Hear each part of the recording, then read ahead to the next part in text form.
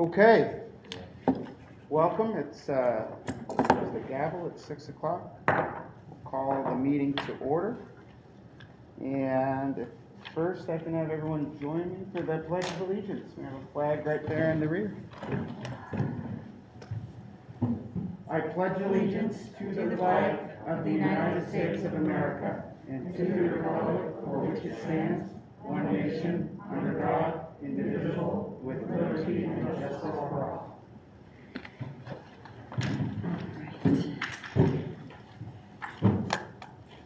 Thank you. And our meeting guidelines and safety protocols, we'll just go over briefly. The purpose of this meeting is for the board to conduct board business.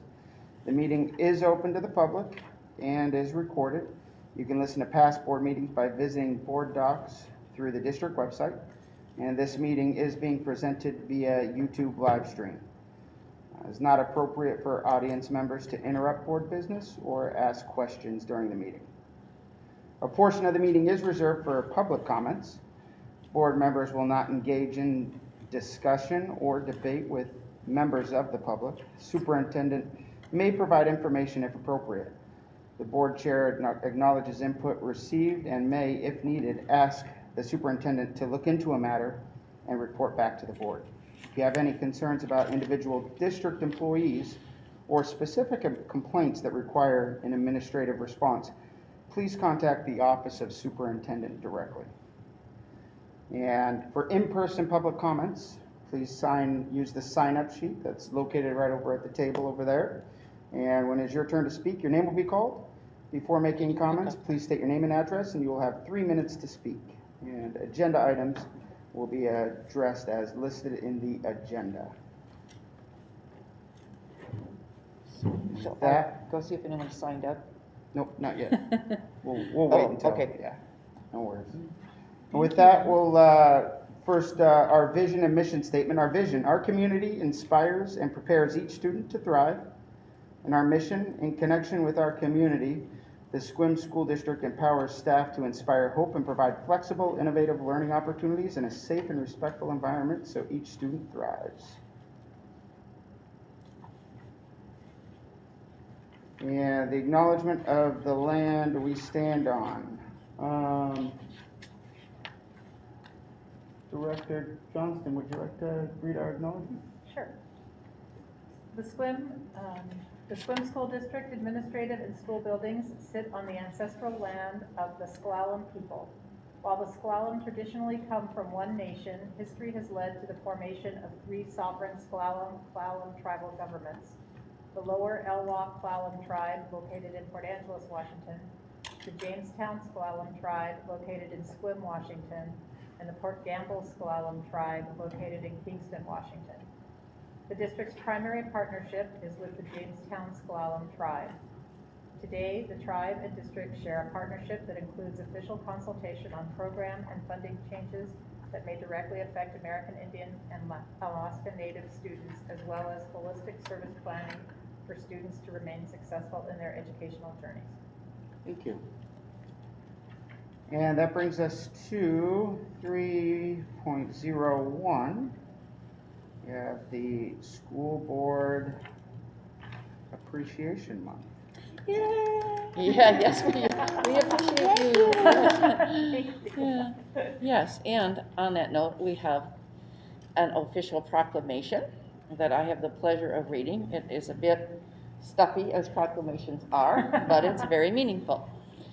The proclamation reads, whereas the mission of Washington's public school system is to assure that all students achieve at high levels and possess the knowledge and skills to be responsible members of a democratic society and who enjoy productive and satisfying lives, and whereas Washington's 295 locally elected school boards and 9 elected educational service district boards are the core of the public education governance system in our state. And whereas the district and regions they lead serve more than 1 million students, have a combined annual budget of over $15 billion, and employ approximately 120,000 people. And whereas school directors play a crucial role in promoting student learning and achievement by creating a vision, establishing policies and budgets, and setting clear standards of accountability for all involved. And whereas school directors are directly accountable for the residents of their districts and regions, serving as a vital link between members of the community and their schools.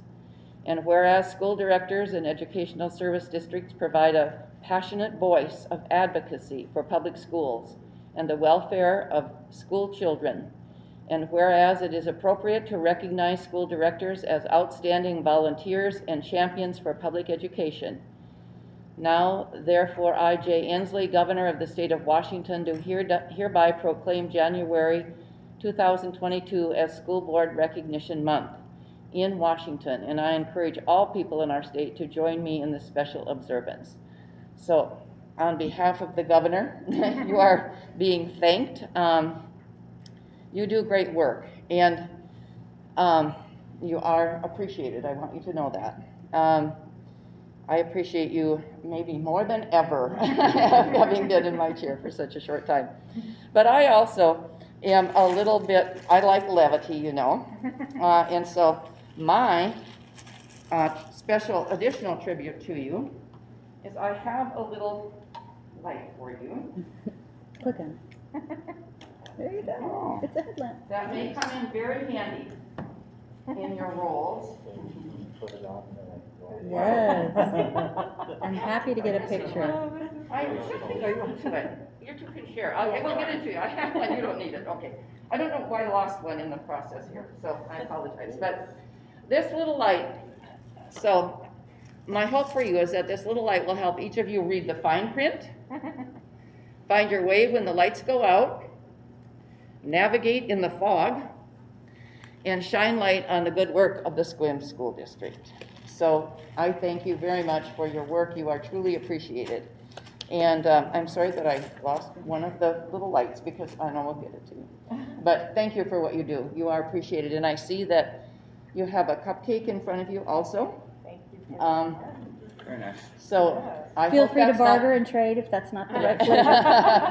I hope it is not your dinner. I hope you had time to have dinner. You're very busy people in the jobs that you do, and you are truly appreciated. So I want you to know that, and that includes our students. Thank you. So thank you for being here too. Yes.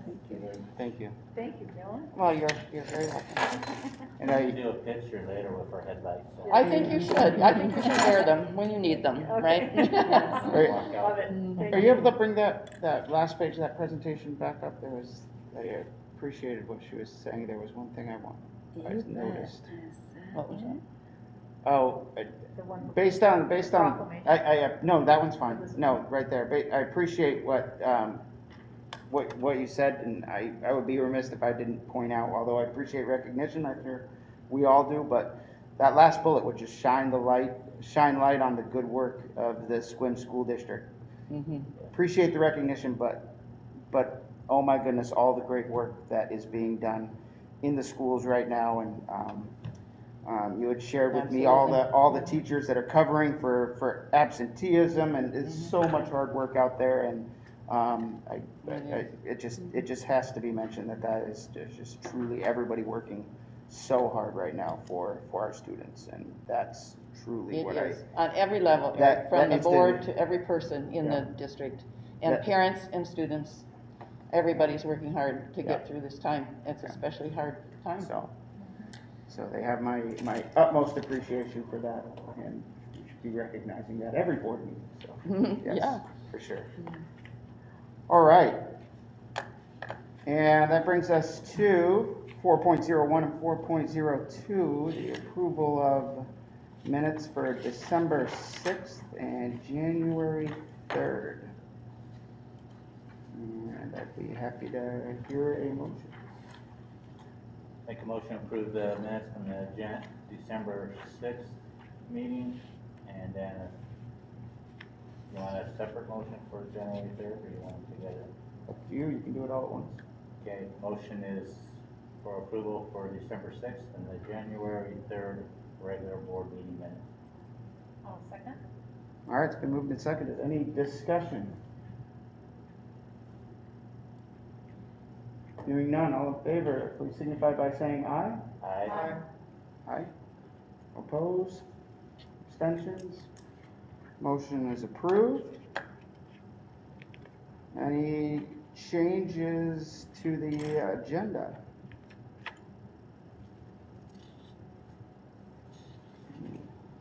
I'll take a motion for an approval of the agenda. I move to approve the agenda. Second. All right, any discussion? All those in favor, please signify by saying aye. Aye. Opposed? Abstentions? All right. Moving on.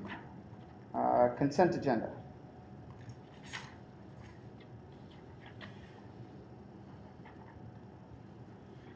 I move to approve the consent agenda. Second. All right, any discussion? I just want to make note of the donation. Looks like it came from Faith Lutheran Church, which has a preschool where families attend, or students before they become our kindergartners attend there. But it looks like they gave us a donation, which was gift cards and family cards. So I just send an appreciation out to the Faith Lutheran Church group of this donation. Any further discussion? All right, all those in favor, please signify by saying aye. Aye. Aye. Opposed? Abstentions? All right, consent agenda approved. And with that, we'll move on to public comment. And again, each individual will have up to 3 minutes. And a group of individuals may combine their time for up to a 10-minute maximum. One spokesperson for the group. Individuals who wish to speak or combine their time need to sign up on the public comment clipboard. And with that, can somebody? Okay. Tracy, we can check that. And just a reminder, complaints or charges about employees are not permissible during public comment. These issues are to be addressed to the superintendent in writing. The board, superintendent, and district personnel typically do not engage in direct conversations or give feedback during the meeting. Board action and discussion is limited to previously published agenda items. And there are none. So that was good practice for reading that. There you go. Do you want to? All right. That brings us to student board representatives. So the floor is yours. Sequim High School would like to say that Friday, January 14th is going to be an early release day. Because of COVID, no spectators will be admitted on sports events, so there will only be 3 passes for family members for each player. January 21st will be the end of the first semester for high schoolers, and January 24th will be a no-school day. Sequim Middle School would like to say that there is no school Monday, January 17th, because we celebrate a great inspiring man, Martin Luther King Jr. There is a new club that will be joining the current clubs in middle school. That is the Science Club that will take place on Thursdays. January 25th is when the first semester ends for middle schoolers. And I would like to end this report with a quote for Martin Luther King Jr., since yesterday was his day. We need leaders not in love with money, but in love with justice. Not in love with publicity, but in love with humanity. Thank you. Thank you. Beautiful. All right. Caleb? Yeah, first I just wanted to say it's all good to be back in person again. It's like really nice seeing all your guys' faces. And also congratulations, Patrice Johnson. I know you got elected last November. I haven't really been able to formally meet you. And same with you, Superintendent Zook. Nice to see you here. Thank you. Nice to meet you too. First, from the Dungeness Virtual Schools in OPA, they wanted to say that the staff and students in Dungeness Virtual School are really working hard to end the semester on a strong note. The Dungeness Virtual School will be accepting in-district transfer until February 2nd.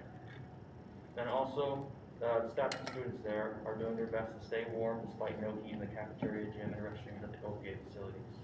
They said that their future city students have been working hard to complete the projects for this year. They're competing in a virtual one this year because of COVID, but the theme this year is a zero waste society. A special thanks goes out to Lily Hardesty for her hard work and leadership in this enrichment program. Go Otters! Then from Grey Wolf, first and foremost, they want to thank the school nurse, Sonia Bittner, for the amazing job she has done supporting all the students and families through this pandemic. Grey Wolf would also like to thank Director Ballin and her team for proactively working to support their teachers and ensure coverage for staff who find themselves in the COVID protocols. I know that's been a really big issue this year. Another thing I wanted to bring up is that they said that most of you might already be aware of this, but the traffic on Carlsbrook Road has been historically very complicated and very congested. Last month, they also received information, though, that a new garbage dump and transfer system station has been accepted, and the permits are going to be built on a 5-acre panel, and it's just very close to Grey Wolf at 0.7 miles away. If it's approved, traffic is expected to increase by around 500 additional vehicles a day on Carlsbrook, which can cause a lot of problems with transportation for kids after and before school. So they're trying to communicate with the city to find a plan for around this. We also really appreciate the district email about our commitment to keeping schools open through this new COVID surge. At Grey Wolf, we have many people covering classrooms in an effort to continue high-quality academic lessons and programs. Thanks also to our staff and our families for identifying potential symptoms at home and making wise decisions for themselves, our family, and our school. Grey Wolf this week is also assessing students' mid-year reading process. These 10-minute tests provide important information to our teachers. It also allows us to rearrange our reading groups, add support for students who need it, and accelerate instruction for those whose reading is taken off. Their paraeducators are master reading assessors, and they are very thankful to have them test our whole building in 3 days. It does take a week or so to complete makeup testing.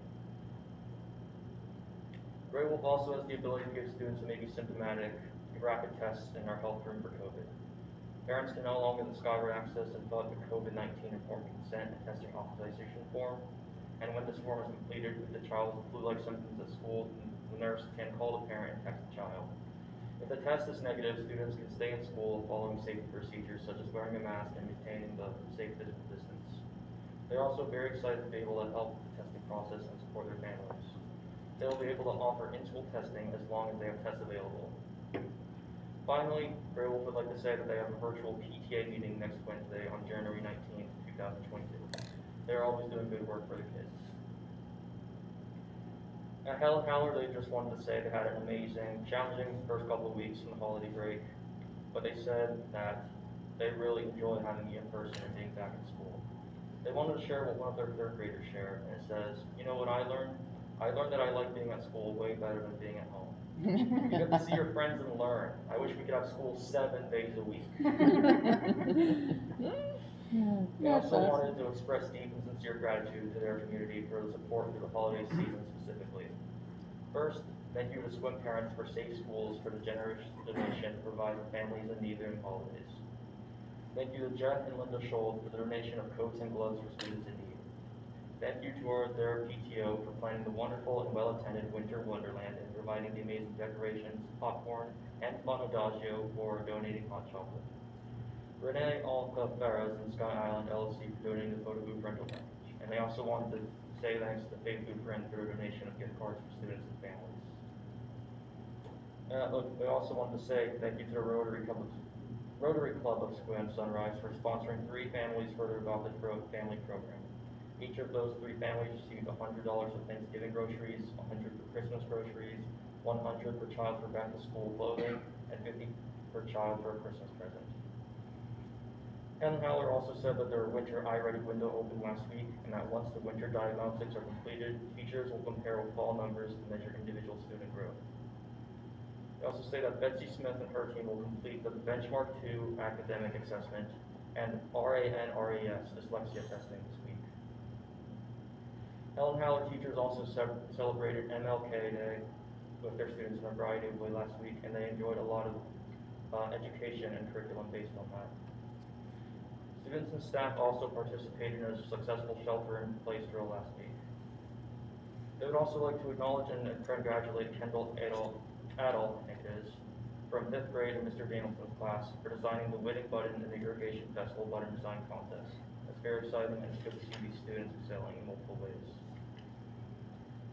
Their first semester report cards will go home with students February 4th and will be accessible to families in the Skyward Family Access. And finally, February 7th to 11th is National School Counselor Week. They'd like to offer recognition and special thanks to Jennifer Soul for the positive impact her work has on our students. She is the best with 3 exclamation marks. That's all I have at this time. Thank you. Excellent. Who was it that won the button contest? Let's see, it's Kendall, last name Adolph, I think it is, spelled A-D-O-L-P-H-E. Okay. Cool. All right. Great report. Very exciting for them, I bet. Yeah, my daughter's a former button winner. Back in when she was in 5th grade, actually, a long time ago now. Yeah. Madeline? Yeah, Natalie, yeah. Back when she was in 5th grade. Great. That's quite a long time. Yeah. All right, well, thank you for that. All right, moving right along, we'll go to our regular board communication. And why don't we start with right down there at the end, Director Jeffries. Okay, thank you. First of all, I want to publicly welcome Superintendent Look, although we met online and had meetings online, this is nice to be all here in person.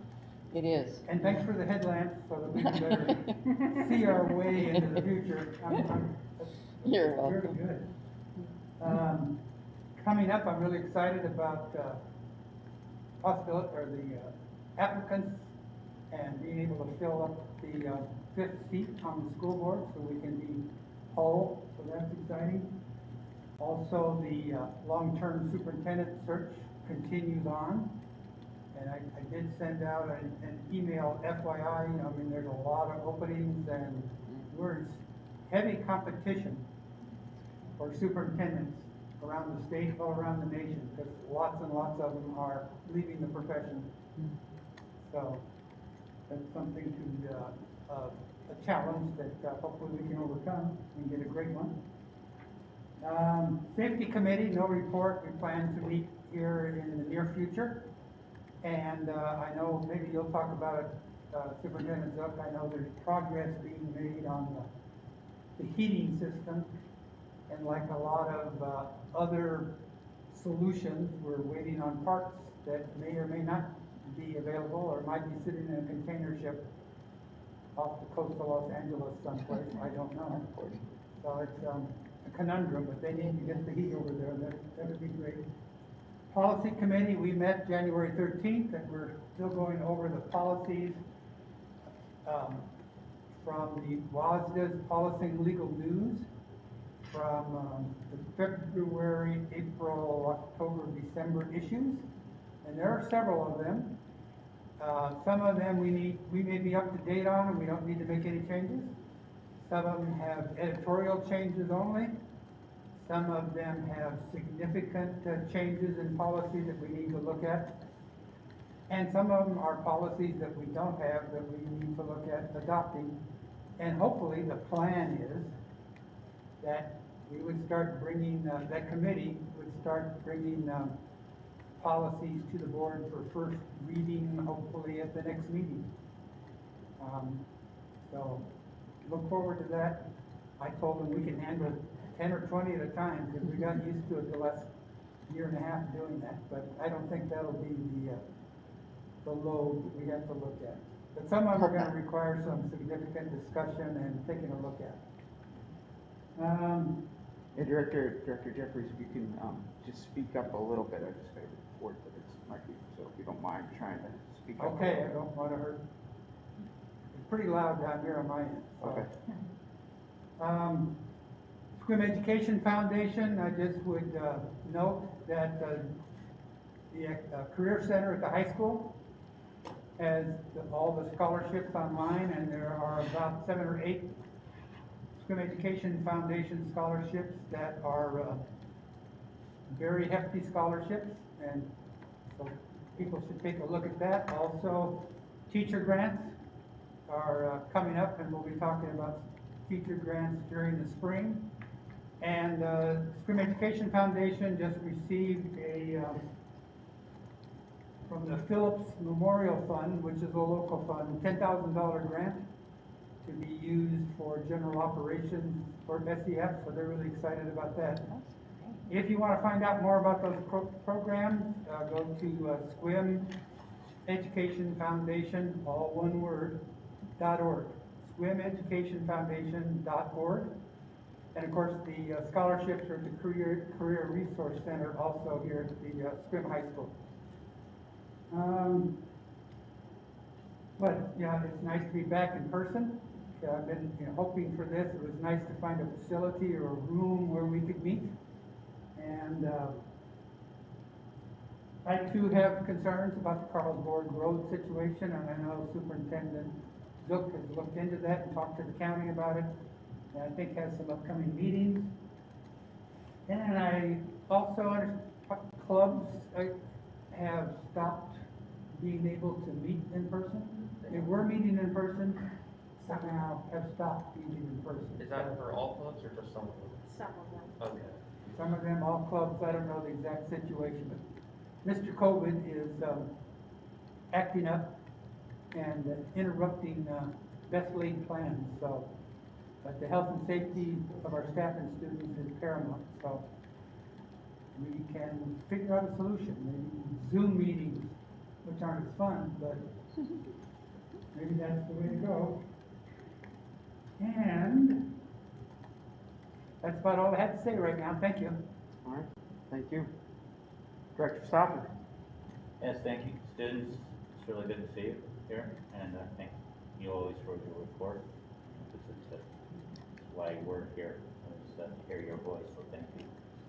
And yes, it's good to be out here live with everybody, so appreciate that. The Carlsberg transfer station, it is a pretty high concern. That area has been problematic over several years. Superintendent,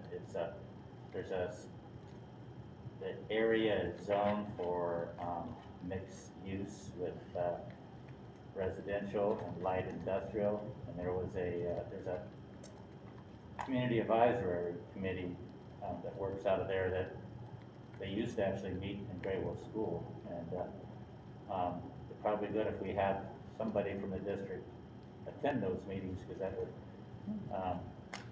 you'd be able to get some of this information prior to that thing. But it's the road situation when they put in the septic system there, and the construction that impacted education. There's a cannabis growth place off over the woods, which kind of slipped through the it's all good, but it's, these are things that we have a school right there. So, and you have, at the county, you have two departments that oversee those things. There's the Director of Community Development, which is a separate position, and then you have the county. And so having all those on around the table talking about it, but there was a lot of it today. There was a lot of chatter on social media, and one of them was about health effects, pollution, and a lot of the traffic along is pretty concerning. A few years ago, the county put in for a Safe Routes to School grant, and I don't think they ever got it, but those are things that they were going to install a sidewalk and bike path all along Carlsberg there, because with the housing subdivisions around the area, so our students could ride their bikes and then connect to the Olympic Discovery Trail. So just high concern there, and I know you're looking at it with Principal Hudson and also. With that, I attended a Sunrise Rotary meeting on Friday, but Director Johnston also, so I don't want to, she could fill us all in about all the meeting, but I know that Ned was there too, so thank you. And Commissioner Ozias, County Commissioner for this area, contacted me last week and wanted to know if I would be interested in a school seismic safety work group. As he was approached by a former representative, Jim Buck, who lives out in the Joyce area, who's very concerned about the emergency management of the whole county and so I said I would, and so Commissioner Zayas is going to send an email to the superintendents of Coya Valley, Port Angeles, Crescent, Sequim, and then the ledge representatives. So we'll be watching for that, and then but it ties into a bill that's going through the legislators right now on funding those seismic grants that came out of the study that the Department of Natural Resources. So it's a good tie-in. And I think this is on our capital projects list. I don't know what tier it is, but I understand our phone system is almost in the same level as our heat system over at in the OPA gym with the answerings, and it goes back to almost when my daughter was in elementary. But so if we just keep focused on those also, because those are emergency communication systems to reach those outer buildings. So, but just I appreciate the lens looking at it. And otherwise, I have a presentation later, so we'll move to Director Johnson. All right, Director Johnson. Thank you. Yeah, as Director Stoffer mentioned, last Friday, the 14th, we attended a Zoom meeting sponsored by the Sunrise Rotary group here in Swim, highlighting the construction trades curriculum that the state is putting together with the Building Industry Trade Organization. And it was a very dynamic presentation. I really enjoyed listening to the person who put it together and was explaining the different options for different districts and the different tracks that students can take, and really emphasizing the fact that there's a need in the community for students and individuals who are trained to work in the building trades, and there is also obviously students who need to be able to have access to a number of different future paths in school, not just a college track or particular vocational tracks, and this provided a lot of different options. And I know that there are some challenges to implement that type of a curriculum in a smaller school district. So I don't know how it's all going to come together, but it was stimulating to hear this discussion and to know that there is so much effort being put out by so many people to try to meet the needs of different students with different interests and different career goals. And I'm really looking forward to the presentation by Ned this evening, because I know that the school is already providing a lot of vocational and non just college track opportunities for students to learn and to develop their skills, and I want us to recognize that as we're continuing to look for other opportunities for the students. So thank you, and like I said, I'm looking forward to that. And I think that's about all I have for this evening. I really do appreciate the opportunity to be here in person, and there's just no substitute for the human connection of seeing people eye to eye and being able to sit and share space with them. So thank you, and it's great to be here. All right, thank you. The only thing I'll add is just as well my appreciation that we're able to be here in person. Special thanks to Bo and Tracy. I know it was a lot of work getting this all set up. I did get a little feedback that the sound might not be quite as good as they've heard before, but I just would encourage folks to kind of like it's maybe sounding distance. So just although it may not be perfect now, give us time. We'll work on it. We'll improve. I guarantee it. So, but there's a lot of work went to setting this up and thoughtfulness around it. So, my appreciation for that, absolutely. I am interested about this the situation that was expressed near Grey Wolf with what's happening down that road. I know that's so I would encourage Superintendent Zook, if for some reason you need any support with that, or if there's anything that the board can do to assist with that, happy to assist, even if that were to mean, well, whatever that could mean. But hard to say now, but even if the board needed to take a position on it or something, we could arrange a special meeting to do that, of course. So, so please reach out if there's support needed. Other than that, I am also excited about some of the decisions that we have ahead regarding getting a fifth board member, starting that process. So looking forward to that, as well as the other reports that we have this evening. So with that, we will proceed. 10.01, our CTE report. We have Ned here with us. Welcome. The floor is yours, sir. Thank you very much. I don't think I'll have a problem being heard. I grew up in a family of 13. I hate Zoom because it adds 10 pounds to you. I want to just say thanks to the board for bringing me into SWIM and allowing me the opportunity to serve as the current CTE director. I want to thank Superintendent Zook for being brave enough to come work with me. That could be a lot of challenges there, but really excited to be the CTE program director.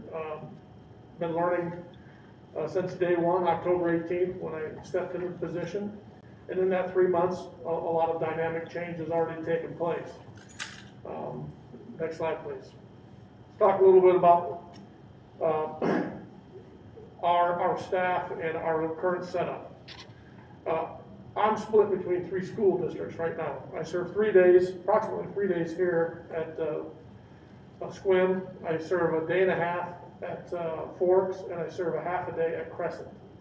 And typically my schedule stays about a half a day on Monday and a half a day on Monday for both Crescent and Forks, and then a full day on Tuesday for Forks, and then the remaining 3 days for SWIM.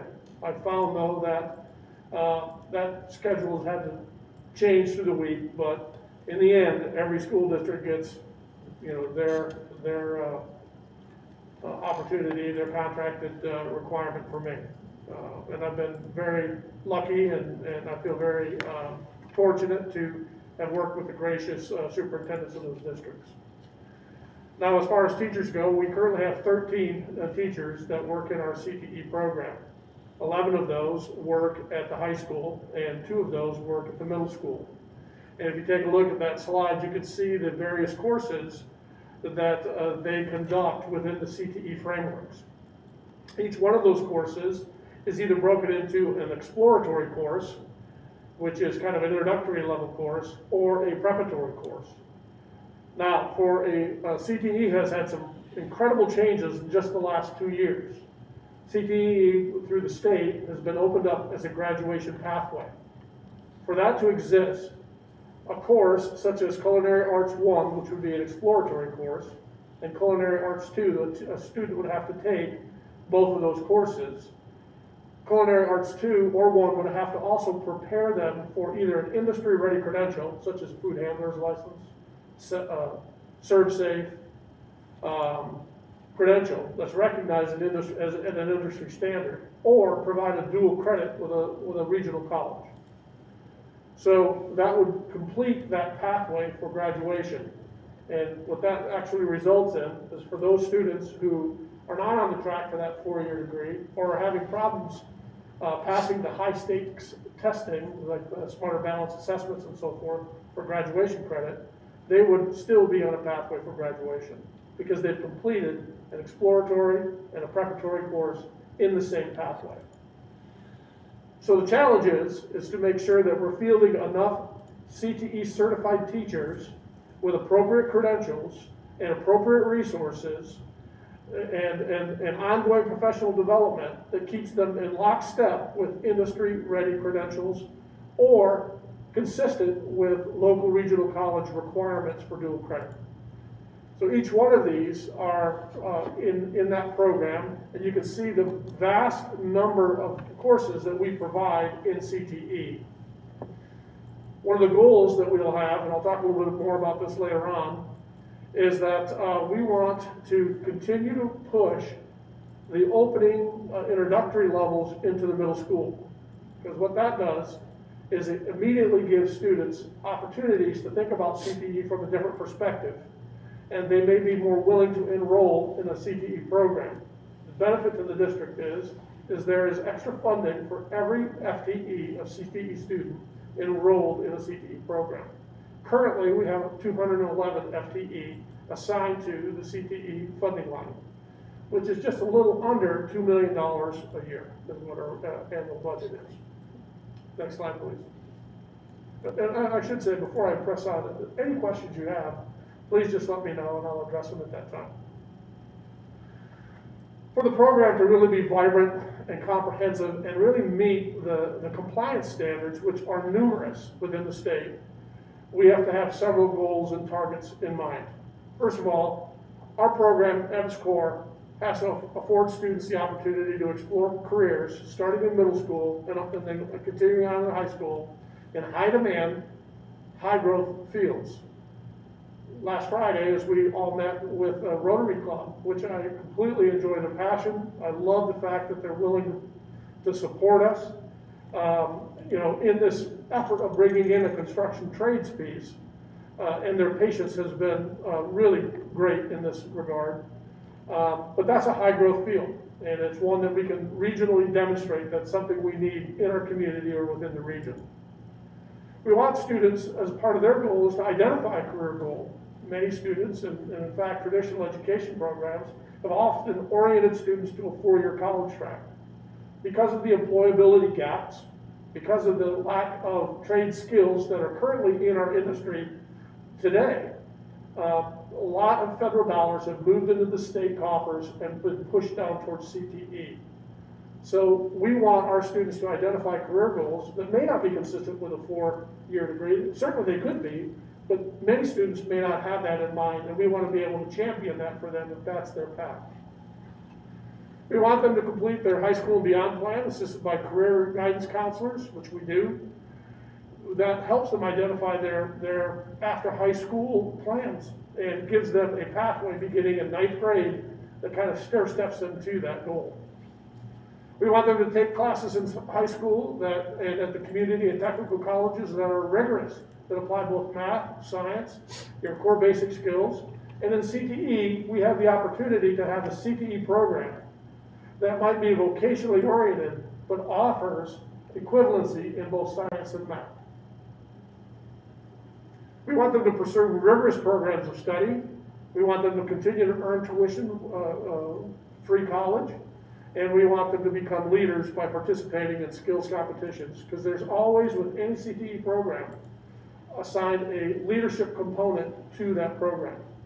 Every one of those programs that you saw in the previous slide will have an association with one of the 8 approved career training student organizations, or CTSOs.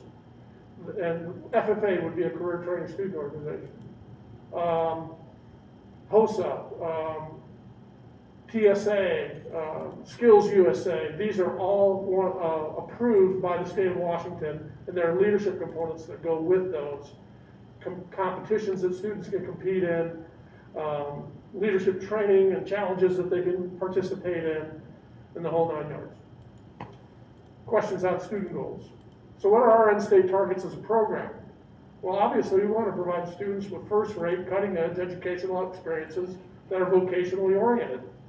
And I'll tell you right now, one of our near-term goals is we have a biomed program that is rocking right now. We have 3 courses that we currently run, and our goal is to eventually add a 4th course. And we want to partner that program with EMS, Fire Department, Jamestown Center.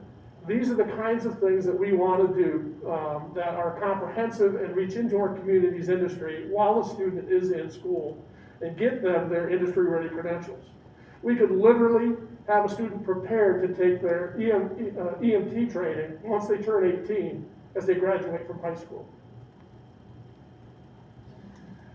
We want to provide them access to the exploratory frameworks. As you know, when you went through school, many of you probably didn't know what you wanted to be when you grew up. Some of us still don't. All right, but these exploratory programs, if we start them earlier in the middle school and we have more of them, they're more comprehensive, then they will tend to lead students into pathways in high school as they begin their early stages of high school. And I think that's very critical to our program.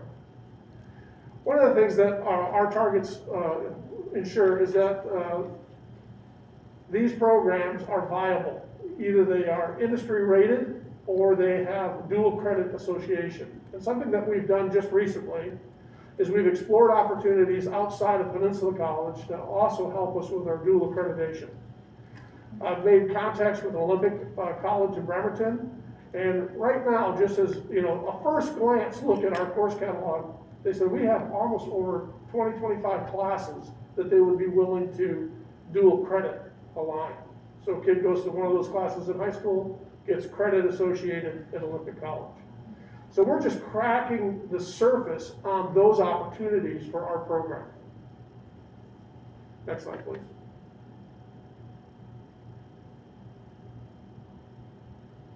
But in a nutshell, these are the essentials. A CTE program has to have a CTE certified teacher. There's a lot of pathways to get the teacher certified.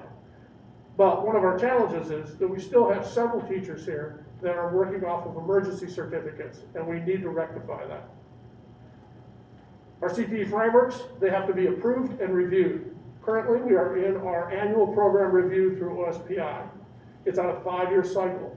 This year's cycle of approval is for every STEM program we have and every health science program that we have. Now that is a paperwork kabuki dance, if you pardon the term, but it is working through those compliance issues that ensure that our program are meeting the compliance standards that the state has set aside. And that's my role in working in concert with the teachers. Again, our frameworks have to identify whether they're exploratory or preparatory courses. Our frameworks have to identify whether they have an industry-rated credential and what that credential is and what it leads to, or a dual credit agreement. And these dual credit classes must have valid articulation agreements that are annually reviewed and signed off on. Again, we have the association with one of those student leadership organizations that are out there, and we have several that are thriving within our own district right now. Each CTE course must have an advisory board, and that's for every pathway course. Say, for instance, in STEM, we have to have an advisory advisory program for that. And then we also have to have a general advisory board as well. The course advisory boards meet 3 times a year. The general advisory committee meets twice a year. Their function really is to review the current program offerings that we're providing and look at the industry ratings that are in this area, our local needs assessment, and then make an evaluation. Are these programs still viable? And if they are, approve them. But if not, either change them or disapprove them. And so that's our nutshell. That's what we must have, our must-pay bills. And again, some of this is just to underscore it, but again, we do have a general advisory board that meets, we just met in December, and that is one of those kinds of boards where you want to codify it, and you want to bring it in, and you want to grow it. And that's one of my goals as we move forward. We are currently conducting our program review. We are ensuring our end-of-year compliance reports are met. In fact, we had those finished out in November. We're also making sure that our grant writing is being taken care of. That's something that CTE does, I think, has done historically well. This year, we received in excess of about $69,000 worth of grants since November. just for the CTE programs. 29,000 plus was associated with the Perkins 5 grant. We received another $10,500 in the Perkins Reserve grant. We received $25,300 in association with the high skills, high demand grants that are out there. And there's another one that escapes me off the top of my head at this point, but we are actively pursuing that grant money and assigning it against our programs. Now these grants, like any grant, has to be justified. And one of my goals as a CTE director for our program is to make sure that our resources are cutting edge, first rate. The programs we have need to be bolstered. As we look to grow the programs, and this is a growth industry, we also have to take in mind and keep in mind that for every program we bring onto this, it will affect other programs that are currently on board already. So we have to do this wisely and prudently, because I see myself not necessarily as the director, but as the steward of this program. Because at some point, I will leave this program and someone will come in after me, and I want it to be better than when I took it, and I want it to be in a position that it'll be better under the next director as well. Are there questions? Let me just wrap up here real quick. These are the 8 near-term goals that I've assigned to us. We want to identify our current CTE coursework and take a look at where we are not meeting the pathway for graduation standards. All right? Because there are some programs that currently we have on board that have not met all those requirements to meet a graduation standard. And so we want to make sure that we're identifying those and that we're reconciling that. Underneath that, we want to fully comply with our state requirements for pathway to graduation. This includes a deliberate and visible process that connects exploratory classes to preparatory classes. 360 hours of coursework that aligns with educational industry standards or identified as dual credit. Intentionally moves from exploratory to preparatory schedule, identified in the student's high school and beyond plan, and aligns with our local comprehensive needs assessment, which is critical to getting approval for our Perkins 5. Second goal, we want to understand and fully comply with current grant budgetary requirements and agreements. As we lay out grants, we want to forward think and think about what's coming next and put ourselves in positions to get that money and put it to use right away. As such, I will maintain a comprehensive schedule of the approved grants that we have. I will maintain a comprehensive schedule of the renewable grants and the primary beneficiaries for those grants. And I will develop and sustain a budget plan that includes a spend plan, current and near-term budgetary obligations, and align that to our 5-year plan.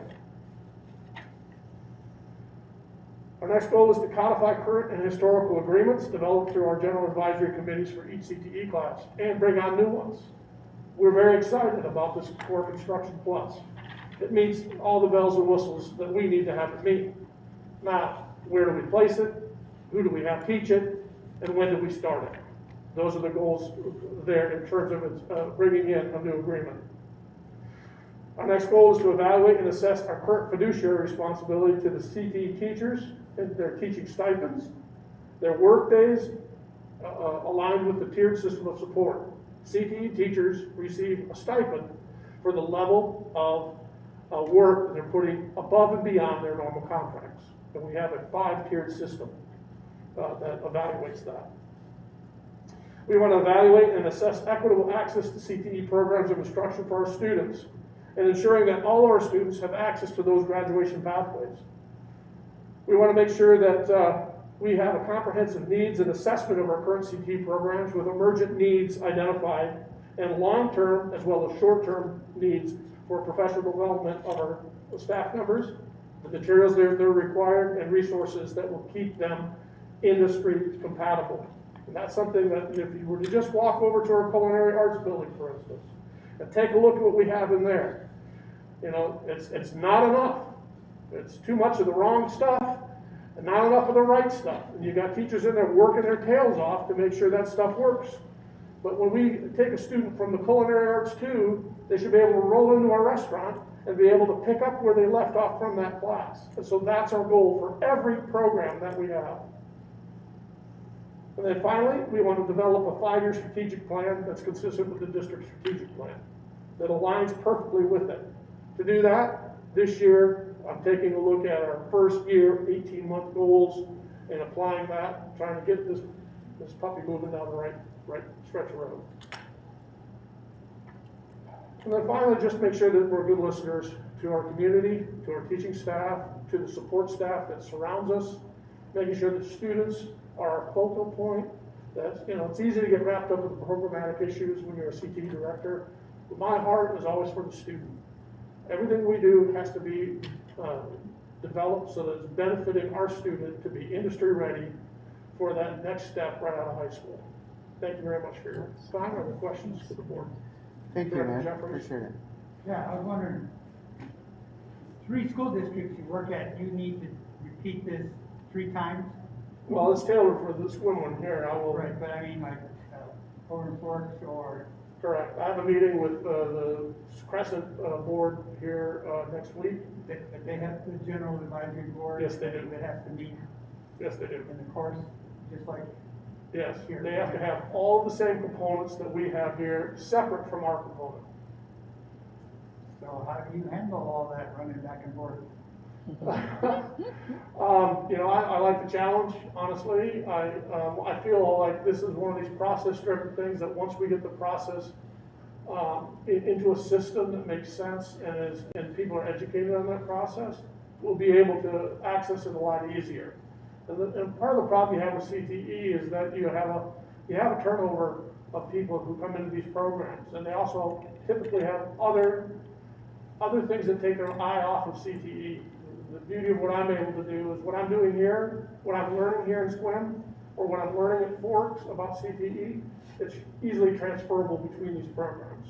So that makes it better. I'm learning at a faster rate, and it's almost insurmountable, but at the same time, it makes it better because these are the same components for every program. They just have to be tailored to that program's specific community needs. And you spoke about wanting to add to the biomedical program. We got some teachers that need CTE certification. We need to help them. Correct. Culinary arts has all the wrong stuff. It's not all the wrong stuff, but look, for instance, let me correct that. Okay. In that grant that I put in this year for high skill, high demand, a large portion of that is going to upgrade their material. But, we've got them put in a room that's not near big enough to really field all the things that they need to do within that class cycle. If you were to walk into that room, you'd immediately see that it's crowded with resources that are needed for the program and students who want to be in that program. And so as we think about going forward with, say, capital projects levies and bonds and those things, we have to think about, hey, what's the growth opportunity that's low-hanging fruit for us? That's CTE. Building a building that's actually designed to modularize our labs, that, where you could literally put a steel building out and modularize labs within that building would be a no-brainer, it would be low cost, and it would immediately alleviate some of these programs of problems that they have to work around, from sinks that don't drain appropriately like the restaurants would, from water that's not hot enough to sterilize dishes. You think about those kinds of things, trying to convert a classroom to do something that a restaurant does, it's almost impossible. And so to me, those are the challenges for our program that we can fix if we just think forward about 1 to 3 years and say, you know what, by 3 years we could put this in place and have a building that's dedicated for some of these more dynamic labs, such as a construction lab, such as a culinary arts lab that's designed specifically for that program.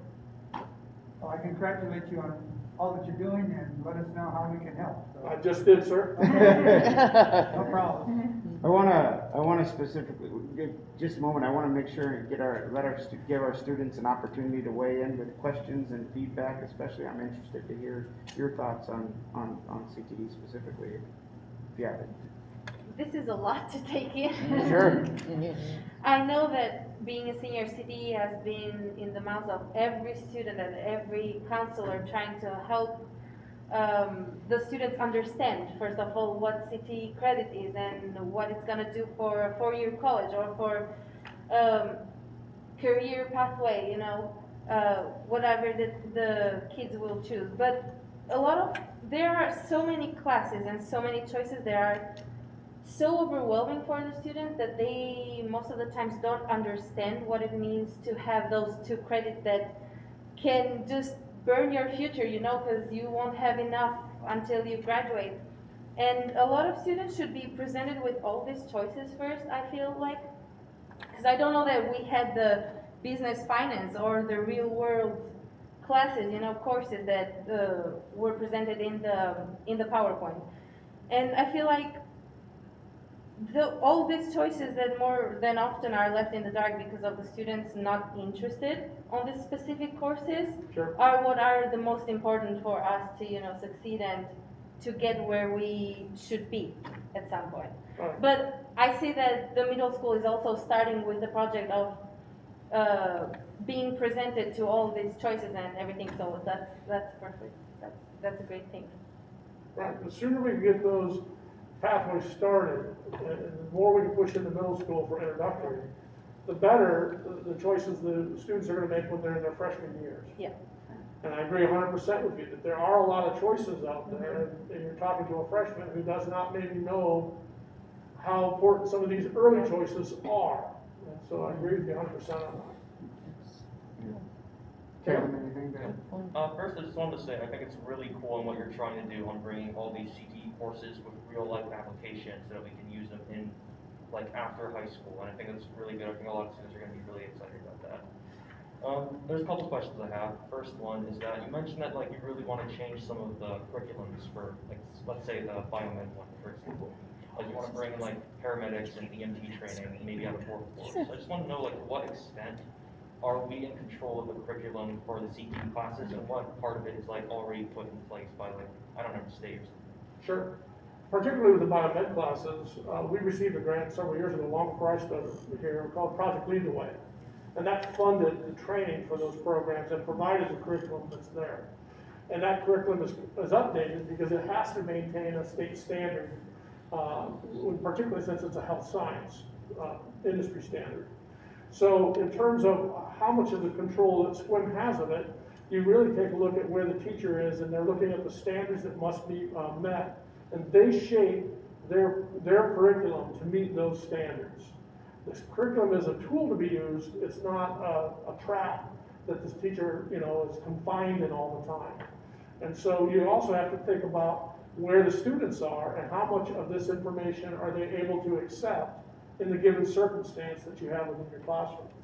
So these are all decisions that teachers are trained to make, and working with their students, ensuring that there's a good rate and a good pace of instruction that isn't overly challenging, but also isn't underwhelming either. And with biomed in particular, it's kind of taken off like a rocket. We've got a lot of kids that are interested, and one of the things that we did this year was in the 8th grade class, we funded the resources for the biomedical detectives unit that Renee Colwell teaches.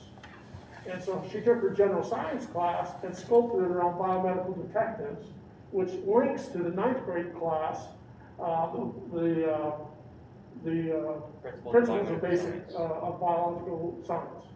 And so it makes a natural connection from that medical detectives to PBS. And I think that that's where we're trying to go, is we're trying to make it seem like for the student, hey, this makes sense to me, right? This actually connects like Legos from one place to the next. And there are those whys you could take. For instance, we have a very dynamic ag science program that's led by Bill McFarland, Candace Seeley, and Lynn Janae. And that program has lots of little kind of off-ramps to other parts of that ag science preparatory work as a student begins to investigate the areas that they're most interested in. Some might be more interested in plant science, floriculture, and so forth. Others might be more interested in more of that ag science, animal science, food preparation type things that Bill McFarland's doing. So these are the things that we're trying to make sure when we say we're codifying something, what we're saying is we're sequencing it. We're trying to make sure that there's a sequence that makes sense to the student so they can see where their pathway is going to lead them. Yeah, I think that's really logical. I think it makes a lot of sense to make it more flexible and around the student. The other question I have is actually about the connection between CT classes and CT clubs. So would I be correct in saying that, like, in order for a teacher to be an advisor to a CTE club, they would have to be CTE certified, right? Correct. But they also have to teach a CTE class. That's not necessarily required, and here's why. Let us say we have a CTE teacher, but they're on a rotation where their class isn't on the schedule for that calendar year. They're still a CTE certified teacher. They still have a vested interest in staying involved in the club. They could still be a part of that club as an advisor to it. All right, yeah, that's really reassuring. And I know that in the past, that like the advisory had to change for some clubs because the CT classes were out of rotation. And is that just because of like that's the teachers are on like the emergency? What was the emergency approval you said? Right, I can't speak to what's occurred in the past, but I can say that emergency certification is one way to get a CTE teacher in the door. But we've got to finish that process out to give them their full state certification. And that's a difficult thing to do sometimes because it requires time, money, and the will to finish it out. So like even if not enough students sign up for a CT class for it to be taking place, that teacher would still be able to run CT clubs? Correct. All right, that's good. Correct. Good question. Thank you. Other questions? Director Stoffer. Yes, thank you for being here, and your passion is exuberating on it, so thank you very much. Yeah.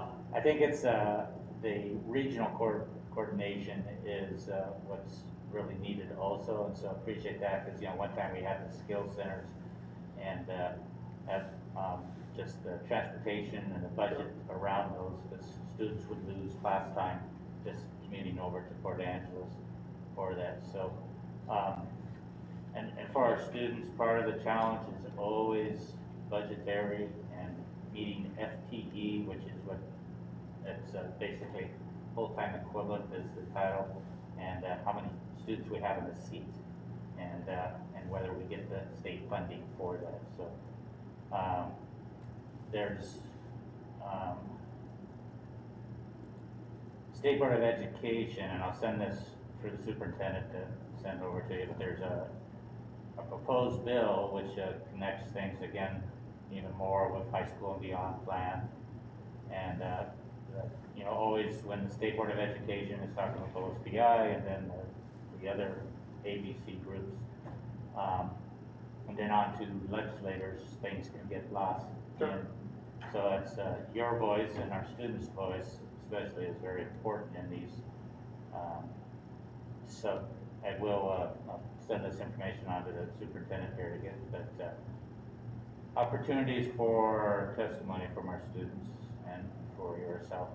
And then I appreciate your, again, at the Sunrise Rotary, that's a group that's also very passionate about their construction trades. I had a couple of conversations on public education finances and budget.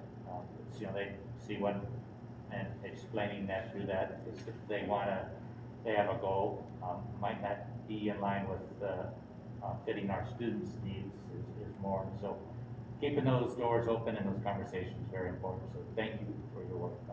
And I want to just underscore that, Director Stoffer, that meeting was very important to me. I met with Kay Gagnon at our advisory meeting in December. Her and Richard Parks were there as well. We're very serious about bringing that program on board, but we have to be very careful how we do it, because for every program we bring on board, it affects other programs that are currently on board. What I don't want to do is rob Peter to pay Paul. It's not really a question about budgeting or resourcing it. It's a question about what teacher are we going to use to teach it, what are their qualifications, where are we going to place it, and not only physically, but also on the schedule itself, so that it makes sense to our full high school schedule. Because every little change to that schedule can be insurmountable change for other programs that are currently existing. And so that pebble in the pond analogy that I use is really having better principles for a while. That's a big deal. So I want to make sure that we do it smart. We will do it. I want to assure the Rotary Club that we will get this done. I'm very serious about that. It is something we can do, we will do. It's just a question of when and where it best fits. I just had a quick question, kind of following on what Lisa asked, and I'm not sure if I got it, if I understood what you were saying, so I wanted to kind of paraphrase it, and if I got it wrong, let me know. But it seems like part of your challenge in implementing these programs is you're dealing, as you said, a lot of times with kids who they really don't know where they want to end up. They're 14, Sure. 15, they don't know. And so while we might find some of these classes interesting, if they're kind of in the back of their mind also thinking, well, I might want to go to college, I'm not sure. Is there do most of these provide some kind of an equivalency for a college graduation track, so that if in 9th grade you go, hey, I really want to take fashion and, or culinary arts, but then by the time they're in 11th grade, they go, what I really want to do is go to college. And I want to make sure that these classes that I've taken will find a place in my transcript that will allow me to change my mind.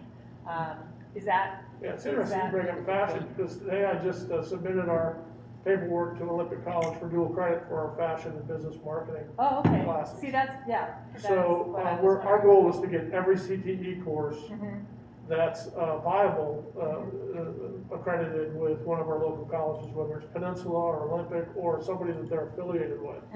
So that would potentially be an elective credit they would already have when they went to college.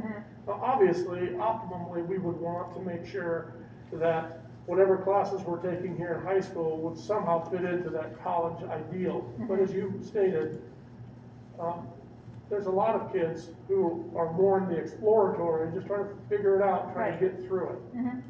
Where this impacts us, and I think it's critical that we understand this, is that we get a kid who's in his junior or her senior year, and they have some core credits that must be made, like potentially an English or a science. Right. Got to have it to graduate. And yet they're still looking for an elective, right? Because they want this other track. Very difficult for us to put a CTE program ahead of a core class. Right.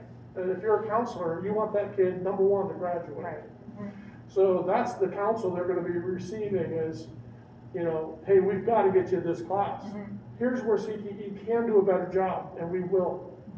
And that's where we look at the credit equivalencies within our CTE programs and get those identified. For instance, if I'm teaching a heavily dominated writing program, though it's CTE, there might be some English equivalency credit I can draw out of that. Right.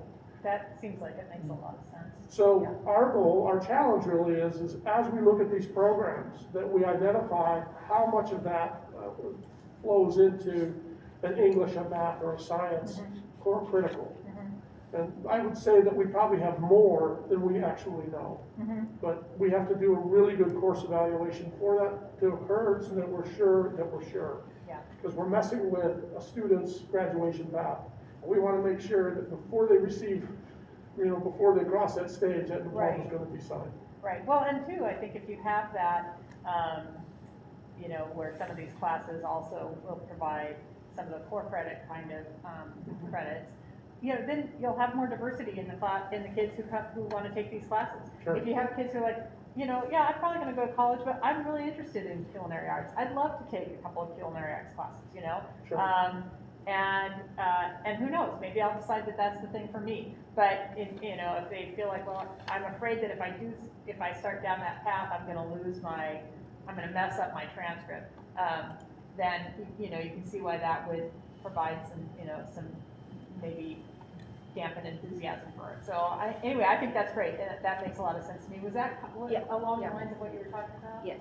And I want to dovetail with what our students said, because those are real concerns. I worked in alternative learning education before when I was at school, my first station. And, it's impressive to see what we could do in alternative learning ed to help you get to their graduate. But what alternative learning ed has, which is very important, is their connection with the counseling team. What I'm trying to do as the CTE director is focus some of my efforts is connecting with the counseling team to make sure that our programs are in their catalog, they understand what they mean from a credit perspective, that we are speaking the same language, and that we're going to do a better job of making sure that our counselors know, what's there and how to get that done. And so that's the process of educating myself as well as our counseling team, which has done an incredible job of helping our kids get to that point. Yeah, that's great, thank you. Oh, appreciate it, absolutely. I appreciated the connection you made with some of the classes as well as some of the clubs as well that go along with it. I didn't realize that connection before. My daughter, she's been in the project lead, the way the biomed, she's taken all 3 years of that, but then participating in the HOSA competitions and everything. It's just a whole nother level that I was not aware of until I kind of seeing her go through it. So I think that, I don't know. That leadership component, I think, is very important. Yeah. Those students don't have to participate in it. We just have to make sure it's offered. But Right. a lot of our teachers are doing a great job Absolutely. making sure that they're meeting those leadership components. Yeah, and there's, it taps into that passion that I know a lot of students have, and they want to be energized, they want to be involved. So I appreciate it, and yeah, I appreciate you sharing all the priorities with us as well, so we can make sure that we're pursuing that the right way. So, Thank you very much for your time and your support. Thank you very much for your questions. yeah, thank you. All right. And that brings us to the legislative report. Director Stauffer, the floor is yours, sir. We can just jump ahead, go back to Habitat Shop some more, head drawing some more. So Tracy, yeah, stop at that slide. So, board members, you get, I'm assuming you get, well, you're on my emails that I send out to Director Ignore and Superintendent, and Tracy's copied on those. Some of this stuff I'd like to get over to our students, because that student voice will figure that out. But here's a chart of the legislative session, which is 60 days. So it started Monday, January 10th and ends on Thursday, March 10th. So it's this is a sprint. Things are moving very fast.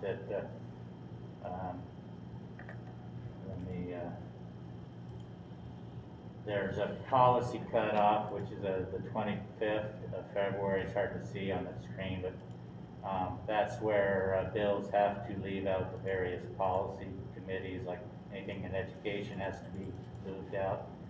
And so they're moving pretty fast on getting to the what gets to the whole floor.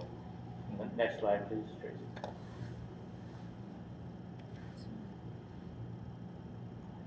So this shows the weekly schedule, and it's mainly, it shows the education committees in both the House and the Senate.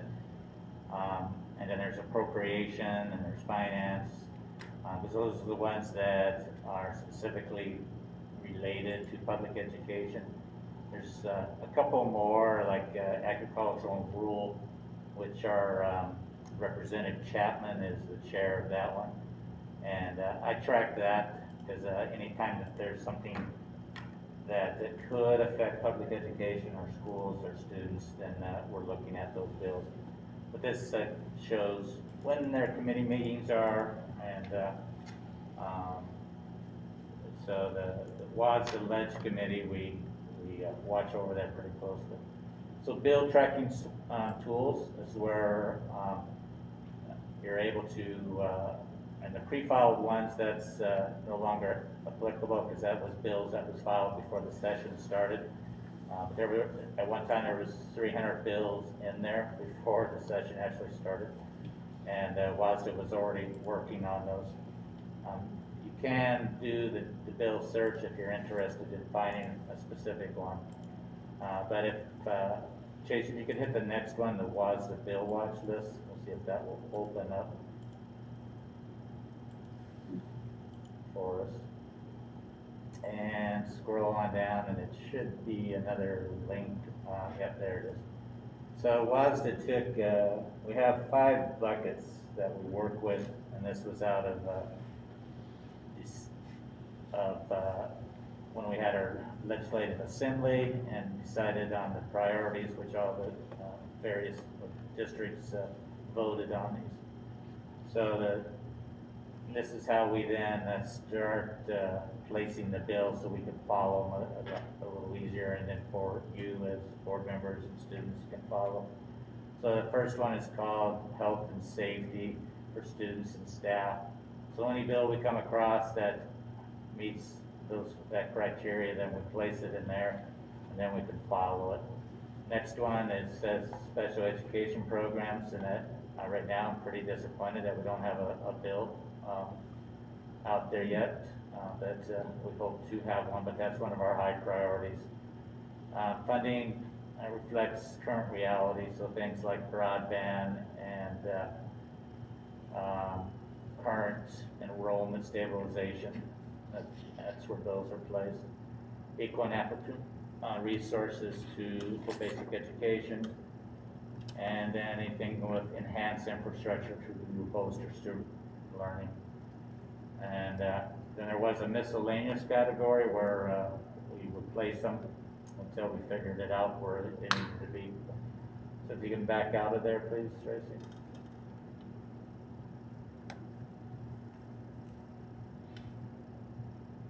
Oh, sorry. No problem.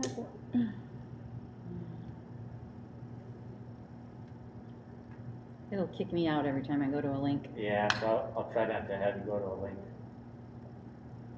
after we did that one test. Link. So,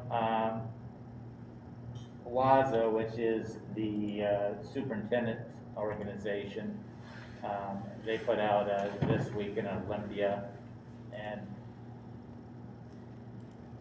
what I want to show here is that between WASDA, WASA, and then there's WASBO, which is Darlene's organization, and then Association of School Administrators, and then WEA. They all get together and work, collaborate.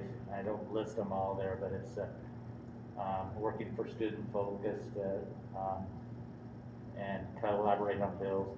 The next line is in session, and that one, you guys should get this, and it looks like this, and where you can register, and you guys can register to receive this too. It's under WASDA's. We can walk you through that after.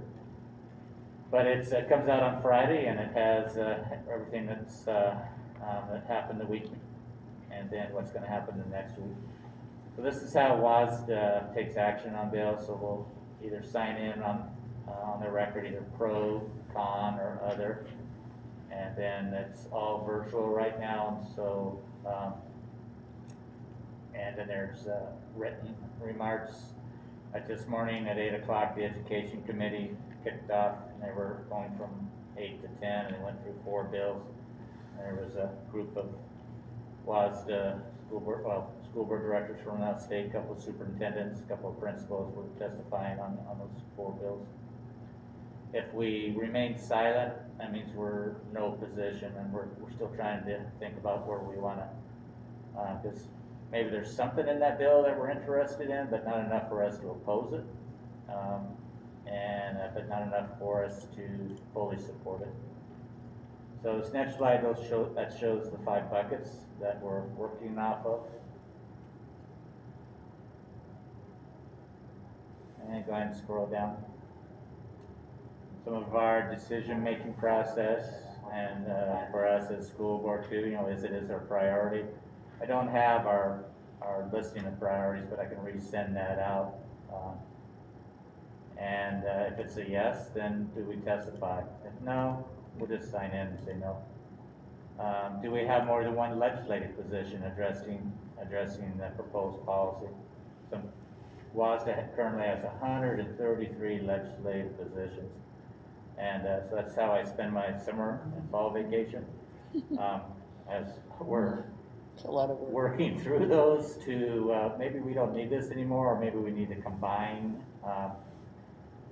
And the purpose of those legislative positions is to give the WASDA staff, our government affairs groups, to how they can advocate efficiently and effectively for our students. This is just another of our decision making. It's an emerging issue. Last year we dealt with well, we're still dealing with COVID, but we dealt with broadband, how to get, both Wi-Fi, laptops, and connectivity out to all of our students and staff. And, then what are the other education stakeholders? What are their actions? Is we want to go with one voice. We don't want to be in polar opposites when we're up there with the other organizations. So, sometimes we take it directly back to the WASDA board if there's not a position and we need their buy-in on it because it's that democratic process. So from there, communicating out to membership. So for here in Direct Area 4, which that's the Clallam, Jefferson, Kitsap, and North Mason school districts. So that's myself, and then Drayton, who's out of Central Kitsap. Drayton's also the federal relationship network coordinator. And he's back in DC on this, well, he will be, where he'll be talking with the federal legislators on, and the Department of Ed. Thursday is our networking calls, which I think all of us are signed up for, and Superintendent, you can sign up for that also, and it's a wealth of information that comes flowing out there. The net in session that's released, and you can register, so that's where you would register for that. Yeah, I've got it. We'll make sure you get that PowerPoint too. And then what's called Legislative Reps Learn, and that's on the strategic advocacy page. And there's a series of videos and other tips, learning sessions for the various ledge reps on the districts. Next one.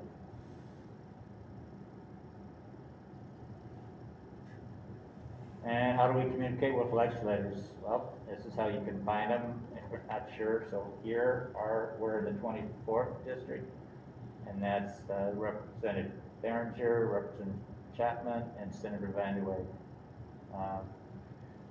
Representative Berenger, he chairs that House Capital Budget Committee, which is very important for us in facility needs. And whenever we're looking at the facility questions, we can send him emails and would like you to address this with your committee. So that's how you find them and navigate through that stuff. And if anybody wants to do a virtual testimony, this is continue. These are some basic tips that WASDA's legislative committee has prepared.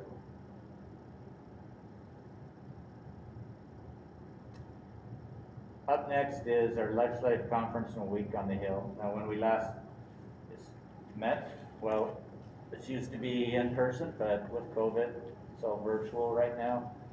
And the conference is on January 30th, and I don't know who else is registered.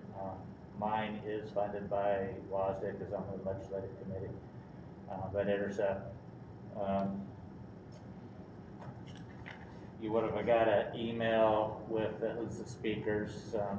Superintendent Chris Rydell will be speaking, basically high level on everything about public education. And then the week on the, yes. Just a quick question on that. Is that an in-person conference or a virtual? That'd be virtual. Yeah, okay. Yeah, I assume so. that's Okay, thank January you. 30th, which is a Sunday. Uh-huh. Thank you. And then we used to have what was called the Day on the Hill. So that next day on Monday, we would meet with our legislators as groups and go and talk to them. So this is now a week on the Hill to be able to accommodate the various director areas. And so we're partnered up with Director Area 5 and 6. For Director Area 5 is to the south of us, and then 6 is all the way down to Vancouver. But we overlap in the legislative districts, which is another so we're talking to the same legislators that time, so that's, I think that's on another slide that will pop up, maybe not. So on the 27th, we're having the regional planning meeting for this area, and I think, Joan, you have signed up for that, and if any of the colleagues here, the link is on there. And you would have, this afternoon, I sent out what are called the Hot Topics Overview draft, and this is then what we'll be discussing with our legislators, when we meet them. And for us, our day with meeting with our 3 legislators is on the 2nd of February, I think that's right, at 10:30 with Representative Chapman and Therenger and Senator Van de Weyck. I'll confirm those times, but you register for those also. And that way we know we have, so we can divide up the room and so forth. There we go. So you see down at the bottom, that's Director Area 4, 5, and 6, and it shows our legislative districts that we overlap. So there's a whole slew of them there.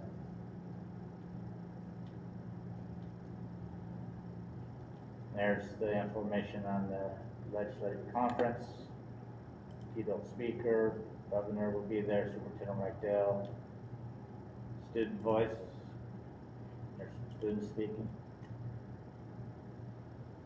Okay, thank you. And overviews. These are, so this is a short session, meaning it's just 60 days, and this is where they're making adjustments to the budget, doing things like what are called budget provisos. Whereas the long session is at 120 days, so they're just, education is not a session focus, but we're reminding them that it should be.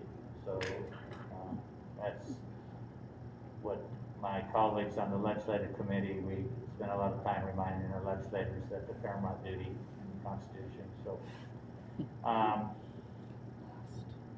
this just kind of gives an overview of how we work through those. Budget, that's a big one. So governor's proposed supplemental operating, and we have been looking at that, and we made some asks that, like see that school and nurses, counselors, psychologists, that's a high priority because we know we need more of those. And so here's one of those bills, and this is stabilization funding to address enrollment declines due to COVID. And I don't know where that sits right now. I know it hasn't been briefed in the Education Committee, but I'll get that answer here. We'll know later on this week. Prototypical school formulas for physical, social, and emotional support. So the Senate version, which is 5595, actually came out of the Senate Pre-K 12 Early Learning Committee today, and is moving on to Ways and Means. So that's pretty important, because Ways and Means decides that they have money for it, and so we'll be advocating that yes, they probably do have money. Student pupil transportation allocations, and this was another very important to provide full reimbursement, because we know that we're using our buses through not just kids on the bus. They've been Wi-Fi spots, they've been taking food lunches out, and a whole slew of everything. So this was a lot of push that we have a stable formula on that. And then the last slide covers the overall strategic advocacy team. From there, you guys have questions for me? Can I help with any of the questions? Sounds like it will sort of unfold in the next few weeks, so we'll have a better idea of what's gonna. The next week, we'll have a really good, where the bills are at. Today, there was, 4 bills that in front of the Education Committee, and one was on, amending the Constitution to allow a simple majority of voters voting to authorize school district bonds. And we're hoping that this gets moved forward, and that the basic message was that let's take it to a vote of the people, and let's get it out of the House and get it out of the Senate and get it on the next general ballot, which would be next November, and then the people can vote on it. And a lot of history on that, so it was some really good testimony today. There was a little pushback on some, but for the most part, it was very positive, so we're hoping that will continue to move forward. Concerning bond, another one was House Bill 1306, which was concerning bond authorization training for school boards. So there's a belief that some school boards don't have all the training when they go forth with a bond, and what that means legal when they're talking with the community. And that's yes and no. WASD does provide a lot of financial training, and then I myself, when we have been going for bonds, we've had extensive training from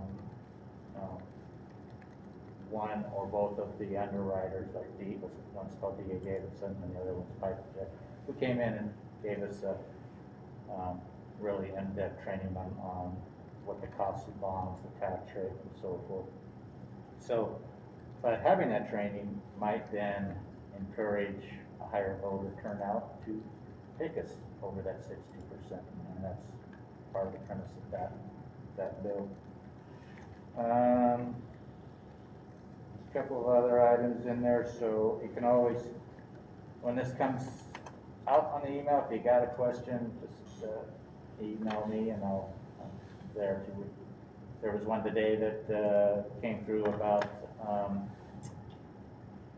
a tort claim bill that Washington State Risk Management Pool, and so it hadn't met the visibility of WASD yet, but it has now, because hey, have you guys seen this? And then we're asking WASD's legal team also to see what it means exactly and where do we place it.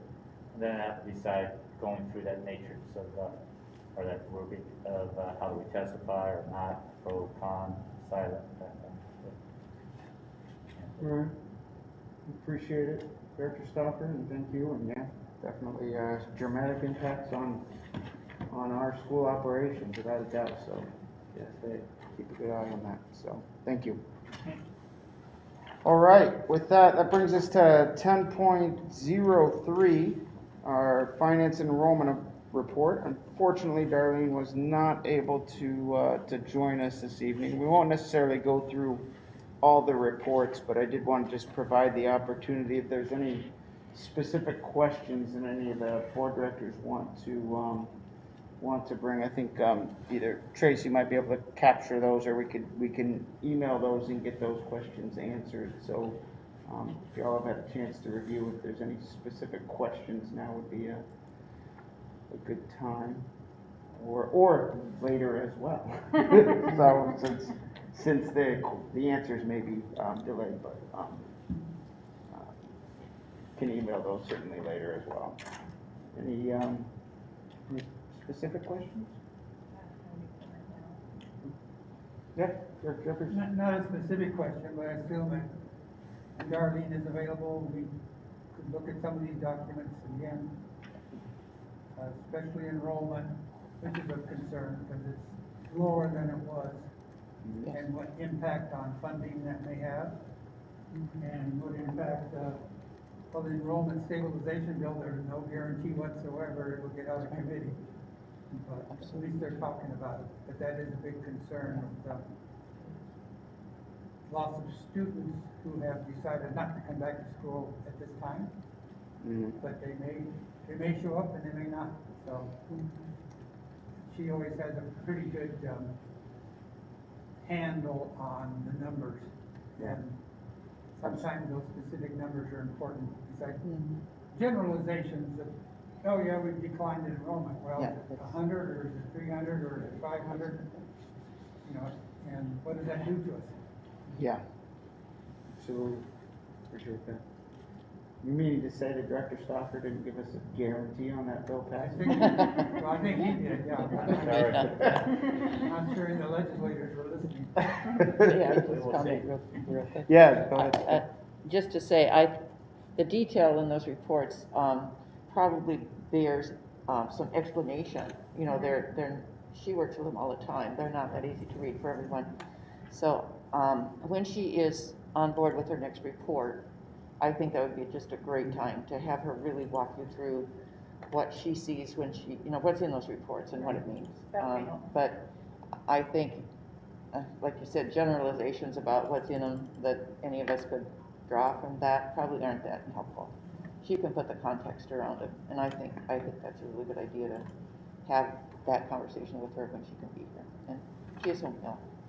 Yeah. I will say that over the years, she's refined her reports, you know, to Good. where it become much more transparent than the reports used to be. And she's done an outstanding job making the information more available to us on the board and to anybody. And she's really good at explaining it. Yep. We have questions. I'm certain that she could do a very good job with that. Well, certainly thoughts are with her, and we hope she gets well soon. Hope so too. Yeah. Okay. And with that, that brings us to 11.01, Superintendent Report. Well, mine will be fairly brief.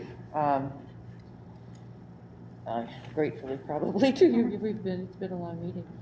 I just wanted to reflect for a second on the conversation that we had earlier about the importance of being in person here and how much that means to the board and all of us.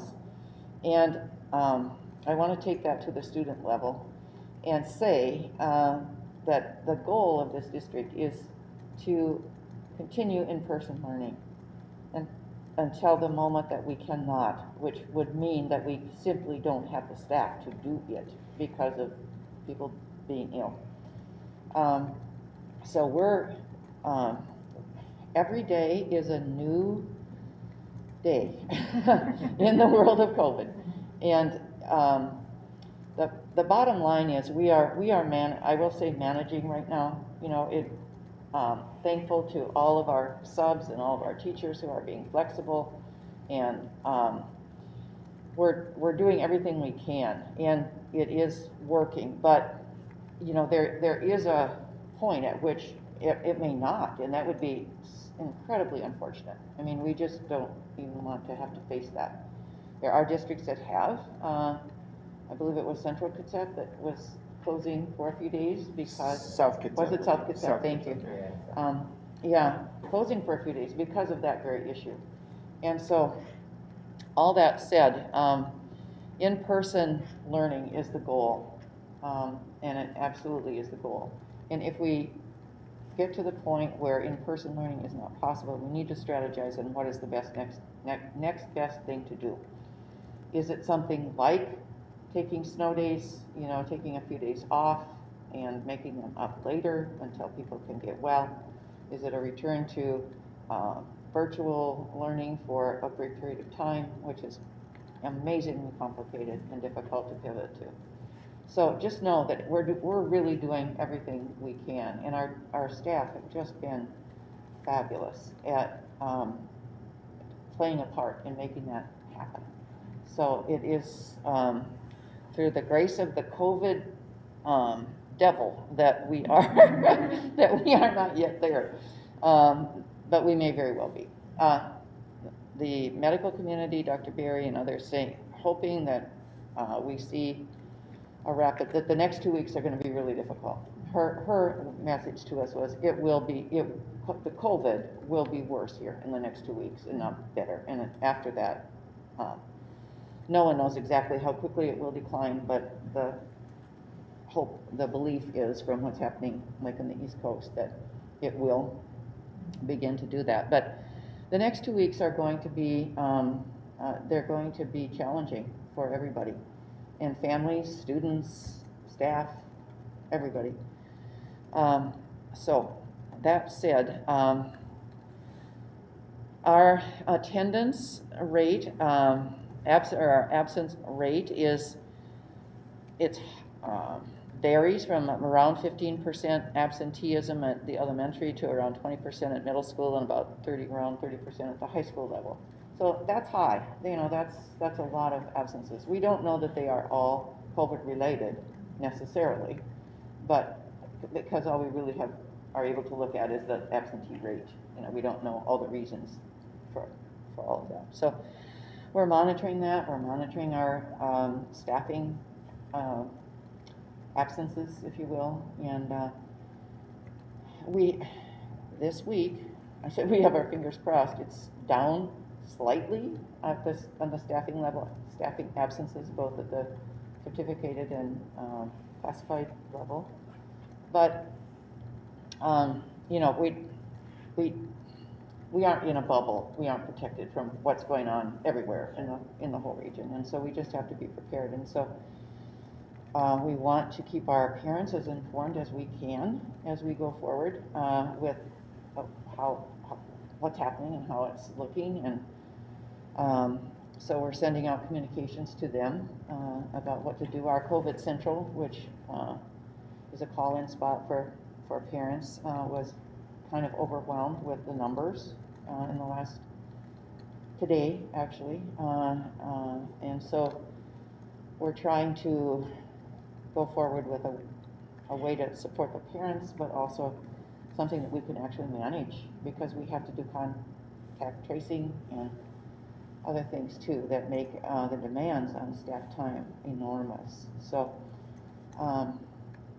people have been just great, and I hope that we're soon on the other side of this, and this is, we wake up and go, this was just a bad dream.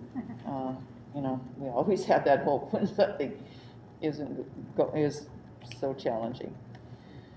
So I really don't have any more to report to you tonight, because I truly spend so much of my time on this.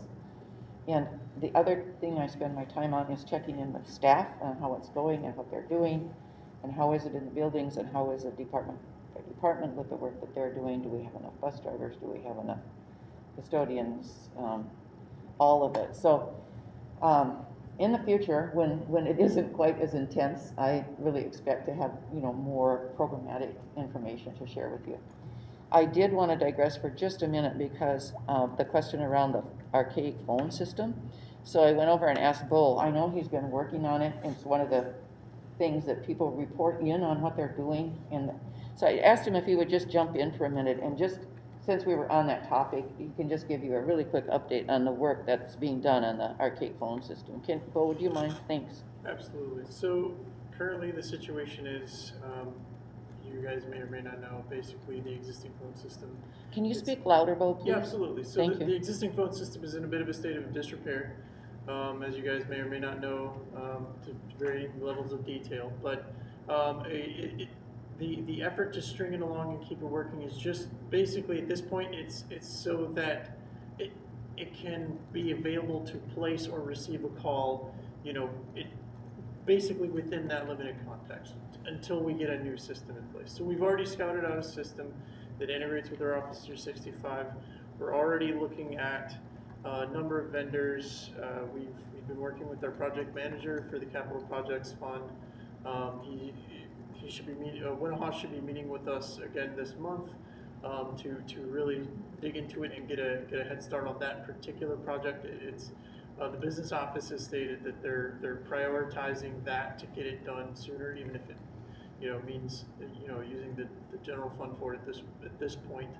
And you know, obviously Darlene would be able to give you more details on that, but we're putting it on the fast track, and it's, you know, priority number one as far as all of those projects that have been outlined that were related to technology, just because of the safety factor.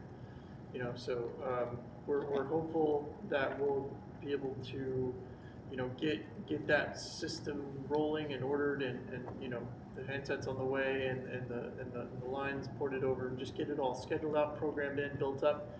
And then the goal will be to put that system in place alongside the existing system so that we don't risk having a gap between the two. And when we're confident about the new system and ready to make that switch, having it all planned out, it should, the goal will be to do a seamless transfer to where when you call the same extension, same number, et cetera, it'll get you where you need to go, except we'll have these advanced features like visual voicemail, auto attendance, and all these other types of things. So we're going to be, fleshing that out and making sure we cover all our bases and be compliant with E911 and all of the things. So we're really prioritizing getting that in order. Thank you both. I appreciate you just jumping in on that. I have one question. Is there a way to change the answering? Because some of the voice messages or the answering prompt that comes in is A snow route from 2019 on May. Yeah. So the root cause of that is because of the failing voicemail system. It's routing to some old entry into the system, and because of the controls failing, they have so far been unable to get that system back in working order enough to redirect it to where it needs to be. So it's they've been working on that. They've resolved it a couple of times in the past, but so far this time it seems possibly that it's gone beyond that stage of being able to Over the cliff? Yeah, kind of. Maybe. It's a matter of time. I call it in and I was like, what? Is What? that word? Did I go back to the future or what? Yeah. I know, I heard that message once too, and I thought, that's really strange. Are there ways just not to use those extensions that would route things out, so they're not just... Our from what I've been told, and I'm not in charge of the voice, Sure. it's the old voice system, but I've worked with the contractor and the vendor who has chiefly been helping us string it together. Yeah. Basically, the system that allows us to get in and change those things, we can't even get to it. Okay. So, yeah. All right. It does need some urgency, and it sounds like you're really moving forward quickly. Yeah. Thank you both. Yep. And with the support of the business office and our project Yes. manager and hopefully we'll be, you and I and Darlene will have a chance to meet, and John will have a chance to meet with Chris from the 1 Hour Group soon this month.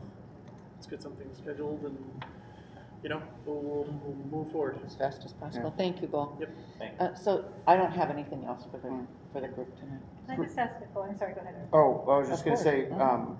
appreciate your report, especially the prioritizing that in-student learning aspect. And I know sometimes whenever we talk about having a contingency plan or several contingency plans, sometimes that can almost get mischaracterized. Like, we are planning to do this, we are planning to pivot, which I know that we're not, but That happens. So. yeah, I guess the one question, which may be somewhat rhetorical, but maybe, it's just that we do look, I'm hoping that we can look towards even creative solutions if we have to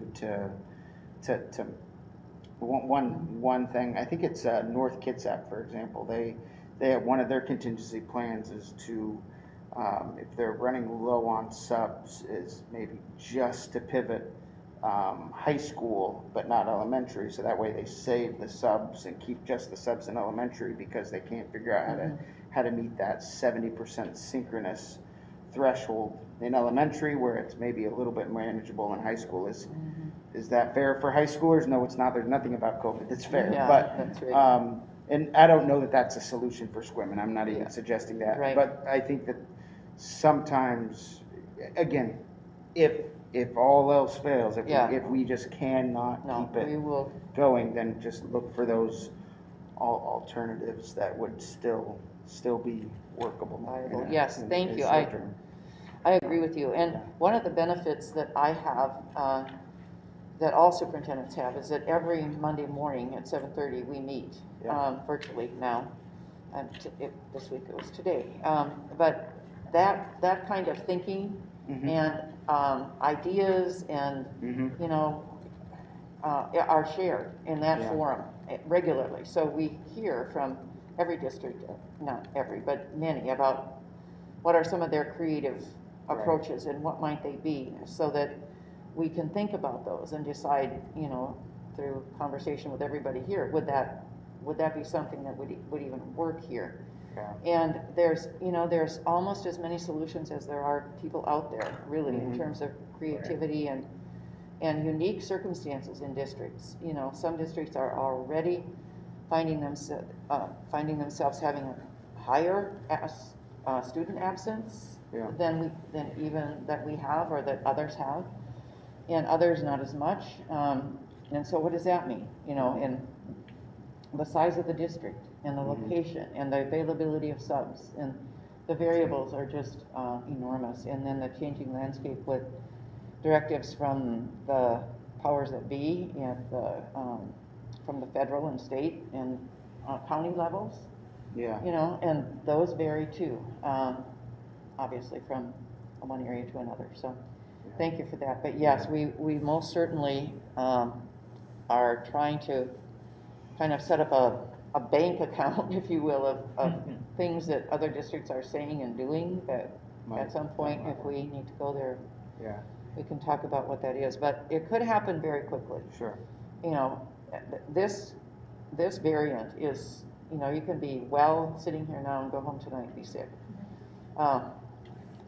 We don't want that to happen. And of course, hats off to all of our folks, all of our staff that are doing what they can right now, both keep themselves healthy, but also covering for folks as much as they can. I agree. But we may just, all I was going to say is we may have to pivot very quickly into something else, some variety on it, and I don't know how much time we'll really have when the time comes.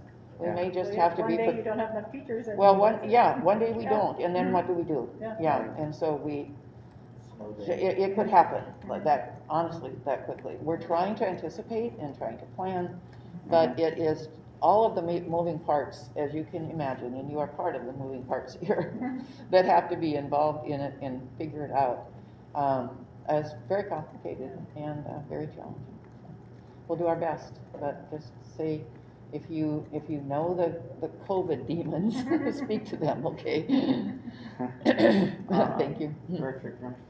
I just had a quick question about something that you said earlier in your remarks, which is that the high absentee rates for high school kids. And I'm concerned about how that might affect graduation rates and kids' ability to graduate.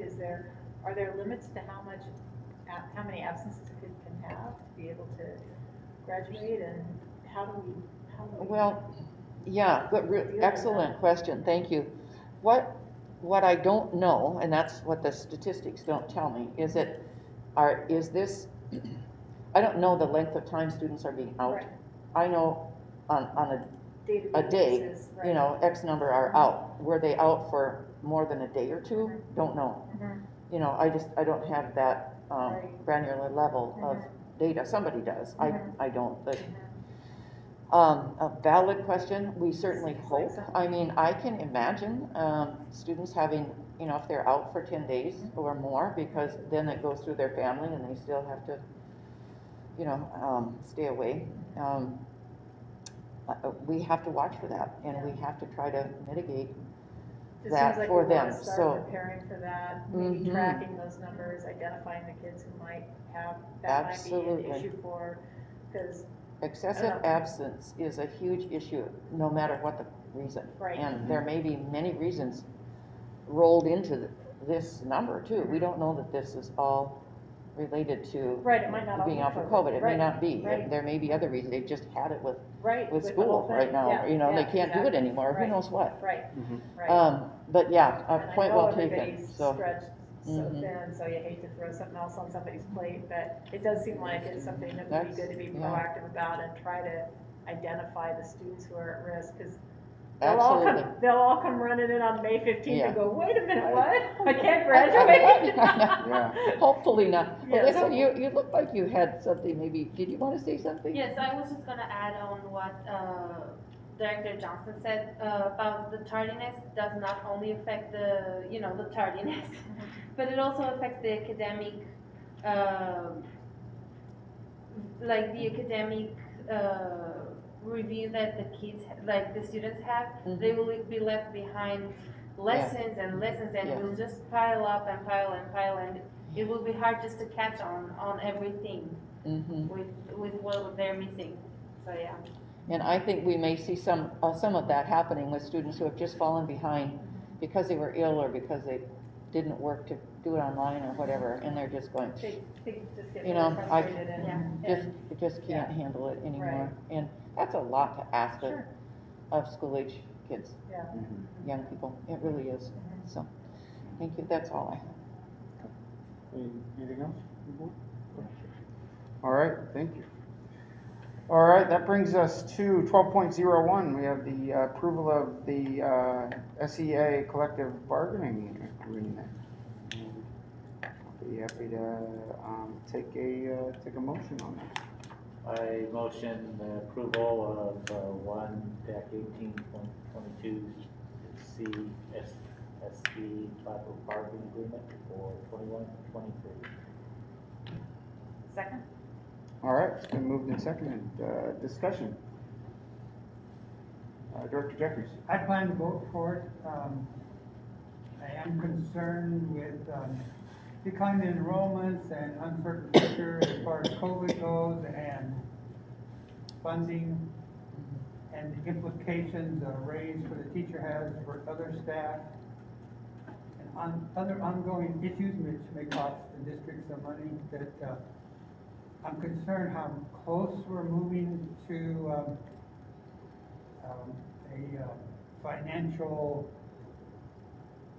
crisis, bluff, red line, and it'd be nice to get the numbers from Darlene and maybe Victoria, and just in order to give teachers this kind of raise, which they fully deserve, and then followed by the other staff, they're gonna expect similar. And the district handle this, and what implications does this have for staffing next year? Will we be able to keep it? Will we have to reduce it? There's so many factors involved. I just kind of like to look at Darlene and HR's projections about where we are financially, and can we do this? And I hope we can, because it's well deserved. Yes. May I respond? Sure. Yes, absolutely valid concerns. And the district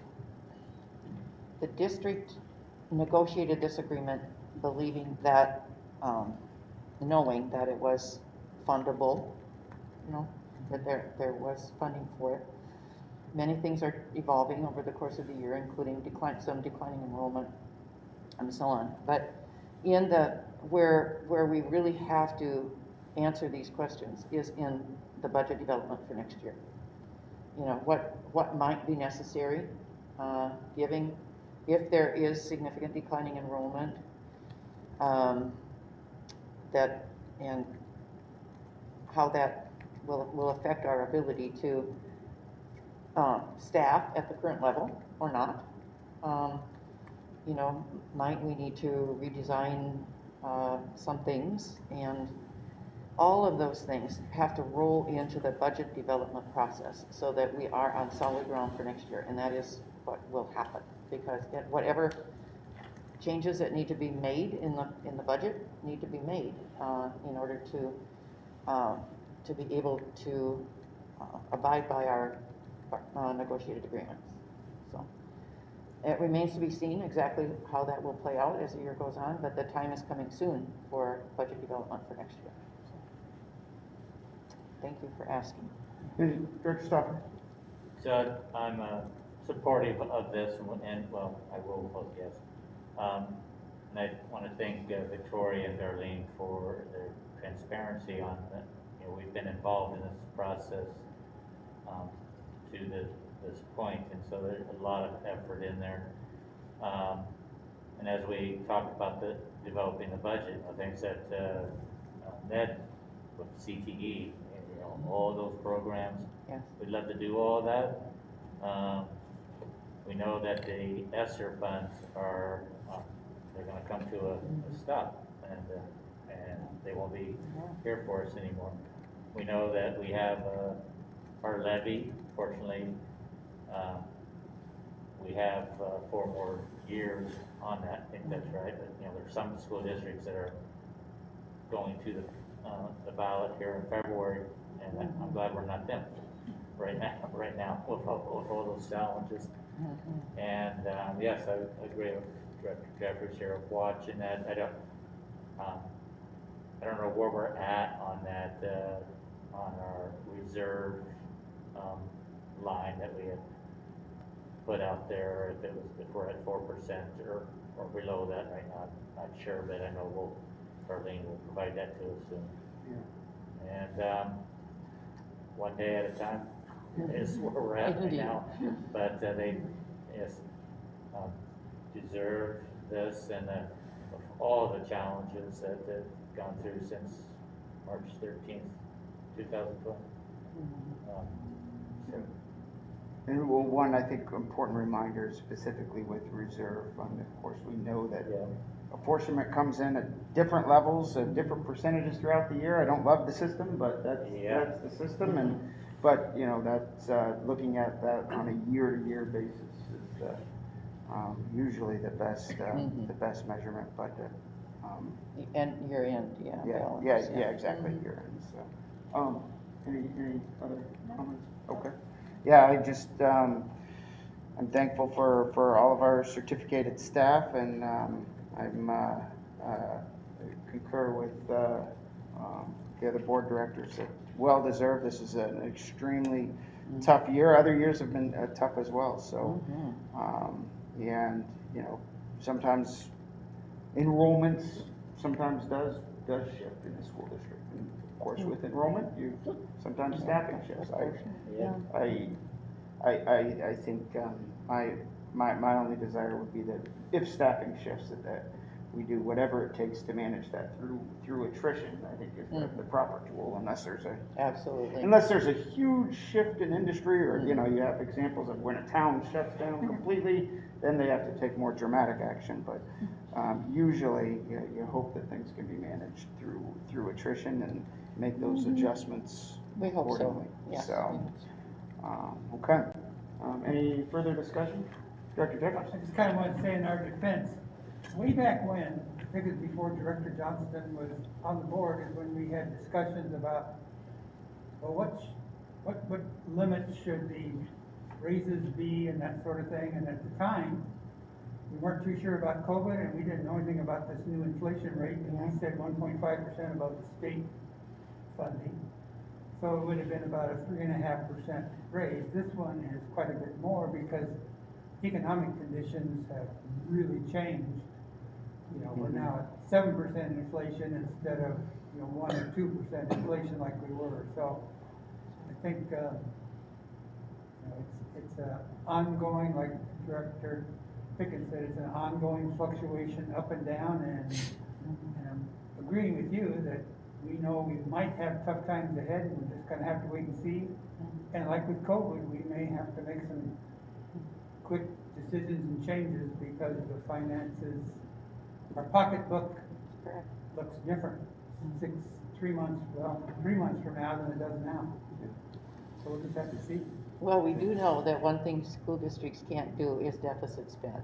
So they have to have a balanced budget and a healthy reserve to get through these tough times. All right. All those in favor, please signify by saying aye. Aye. Aye. Opposed? And I'm going to abstain. Okay. All right, motion is approved. And next, approve the stakeholder list and timeline. Do want to thank Director Johnston for meeting, and we met with Tracy and Megan and Hank to fine tune this, and I think we've got a good game plan here. But I'd be happy to take a motion and a second, and we can open it up for discussion. I move to approve the stakeholder list and the timeline as presented with the agenda. I'll second. All right, it's been moved and seconded. Discussion.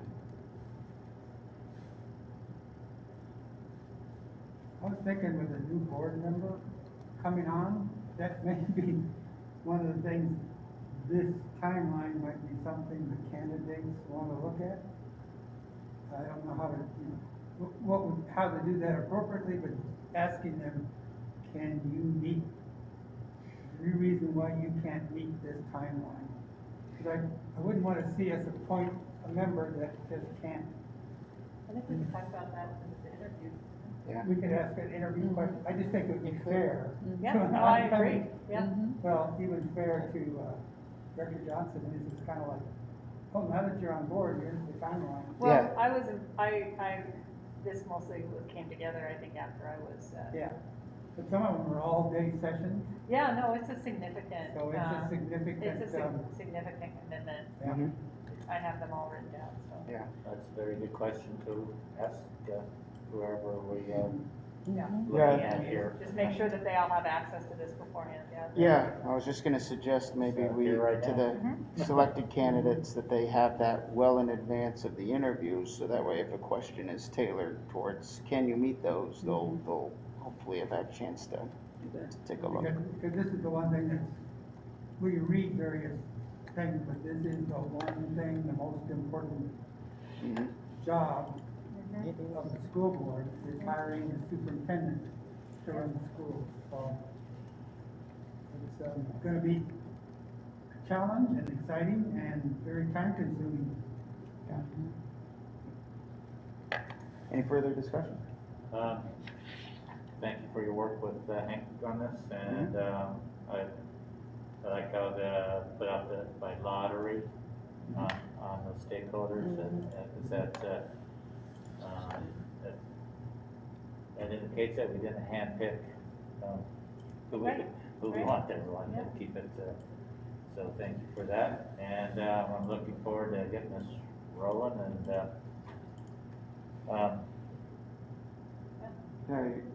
The only other thing I would say that I would want to just reflect back on is one of the main benefits of doing it this way, having that smaller stakeholder committee, is it enables us to do that confidential search, which opens it up to more qualified candidates, generally speaking.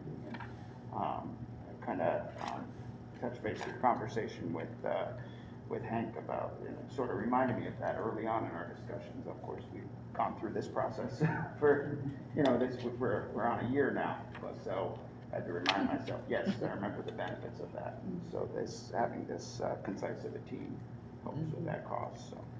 And I know he's actively working out there. I don't know how I get his emails from other, like he's doing searches down in Oregon, and he'll make an announcement of the job. So he's Oh yeah, it's out there. Yep. and as the point that Director Jeffries made way back at the beginning about the challenges of finding, it's all over the country. The other day I was reading a thing about Texas where like 12 or 15 superintendents have gone, we're out. and this is in north, it's called North Texas area. So. Yeah. Yep, they're bailing. Yep. Okay. So. All right. All those in favor, please signify by saying aye. Aye. Aye. Opposed? Abstentions? Motion passes.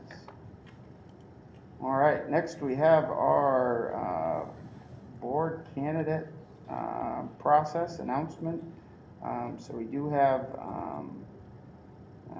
we do have to follow our policy here, and we did receive more than 5 applications. So we will need to follow our policy here, which is to narrow that down to the 5 most qualified candidates.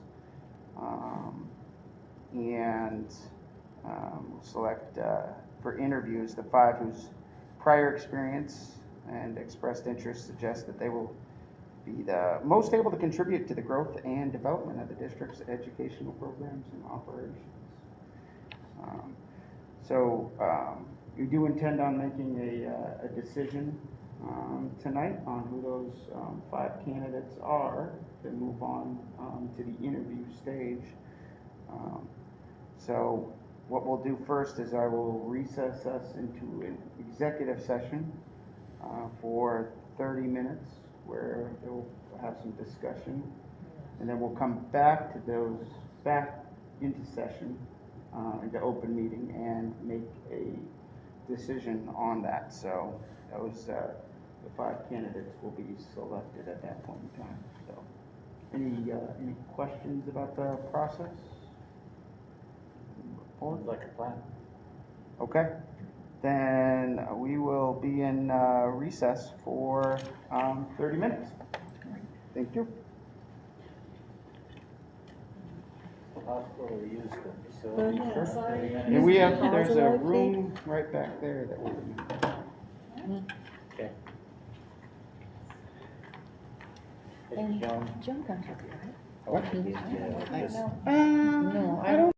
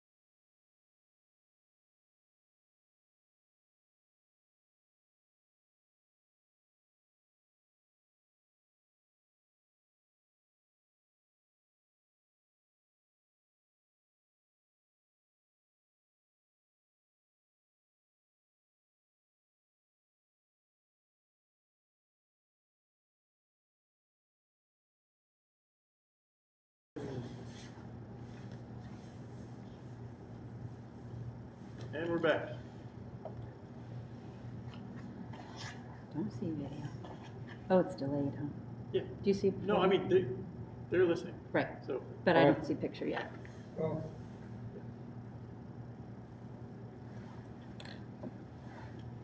There we All go. right.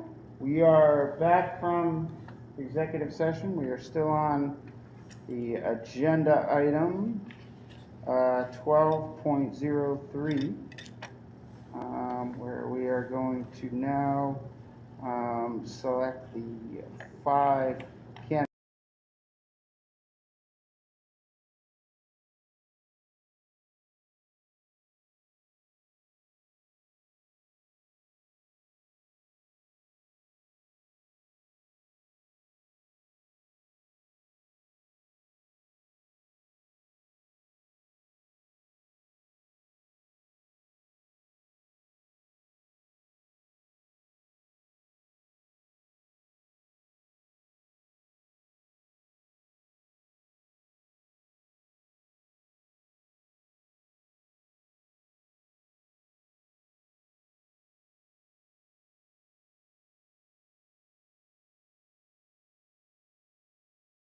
The discussion. Let's stop. First, I'd like to thank the 8 applicants that we received. That was good to see that interest. And for me, then it's the lens of what I saw in the applications, the quality of the applications, and if it speaks to the dedication to our students, and the work ahead of us, and the work of a board is, for me personally, how I look through our 8 applicants. And so I'm prepared to vote in favor of this one. Okay. Thank you. I just would second the idea that I really appreciate all the interest and all the applications of everyone who submitted theirs. It's gratifying to see so many people in the community who are interested in working with us for in the best interests of the students of the SWIM school district and their families. And so I'm looking forward to the interviews, and I think it's going to be a hard decision because we have a lot of really great people who applied. Any Director Jeffers? yeah, I agree with what Director Stopper and Director Johnson said. And also, it's been my opinion, or maybe I know, because that there are people in SWIM that led some pretty amazing lives before they chose to move here, or who have lived here and done some pretty amazing things. And we had 8 candidates come forth, some of whom who had some amazing backgrounds from other places, and some who have amazing backgrounds locally. And I would encourage all 8 to stay involved in the school wherever you can, and look to being parts of committees, maybe running for school board down the road, because we have an election coming up in 2023 and then another one in 2025, and it's something to keep your ear to what's going on here in the SWIM schools, and if you can, volunteer and help us out. And coming up, hiring of the new superintendent is going to be a real important job, and I think the 5 candidates we've nominated will be up to the task, and I think that's fantastic. Fantastic group of people. And I thank all 8. I thank them all. Yeah, I would certainly agree. I was excited that there were so many candidates that applied. Just tells me that we do have folks that are passionate about public education, and it's been said a few times that there are other opportunities to get involved. Absolutely, and I would recommend not just obviously we'll end up selecting 1, so at some point there will be 7 candidates that weren't, but I would totally encourage at the end of this process or even before, for those 7 folks to actively reach out and find ways to get involved, reach out to us. I'm happy to make recommendations. And the only other piece that I would ask is, pending the approval of this, is that we do get something, some sort of correspondence out to the 3 that weren't selected to thank them for applying for this, and From the board. yeah, I think that would be, on behalf of the board. certainly. Absolutely. There's a form letter. Okay, great. Dr. Stauffer? After we make the vote, then, it'd be good to, what is our next steps in this process? Expectations, our responsibility type thing, what are we, Sure. What I would encourage, and we can fine tune these details, maybe with Dr. Johnson and I potentially, but my recommendation would be that we come up with the interview questions. I think we can possibly go through Tracy on maybe topics that we would like Do we already to have see. them? Yeah. Perfect. Okay. Yeah, we already have those. That's already Okay. done. Great.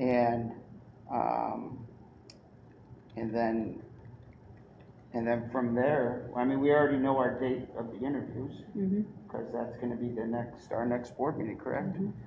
So we'll wanna get notification out to those 5 that are selected, of course, to make sure they can attend. We're gonna wanna, I think it was requested that we provide them the schedule for the superintendent search. But once we have the questions, we can proceed from there. Probably a few other details that we're missing, but we can kind of figure that out as we fine tune the process. Yeah. Anything else? All right. Okay. All those in favor, please signify by saying aye. Aye.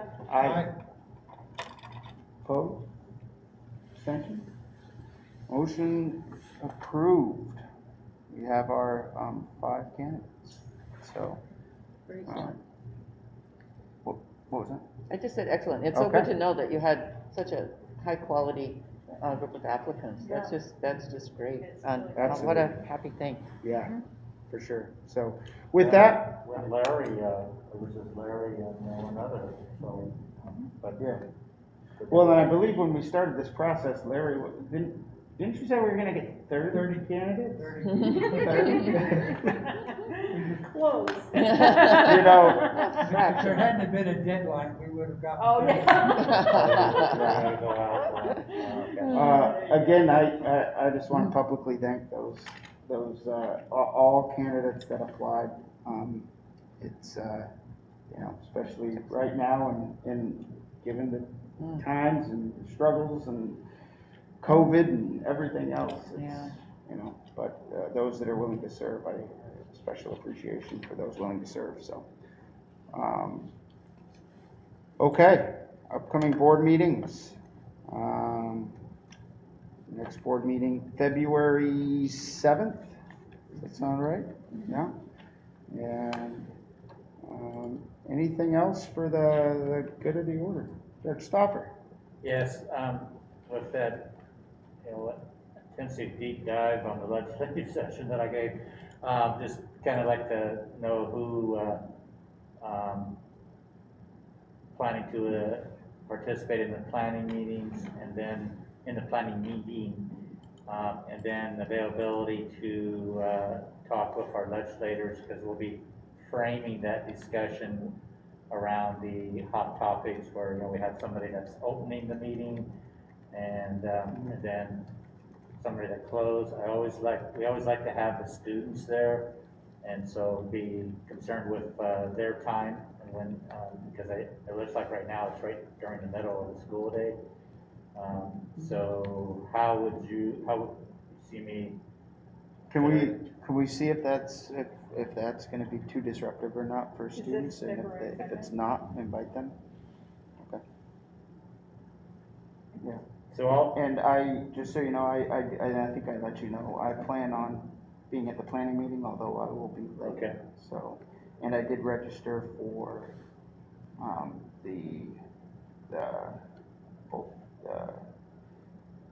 for the session with, is it all three? yeah, there's, I think I just saw one name on yeah, there. they've been, messing around with their times through.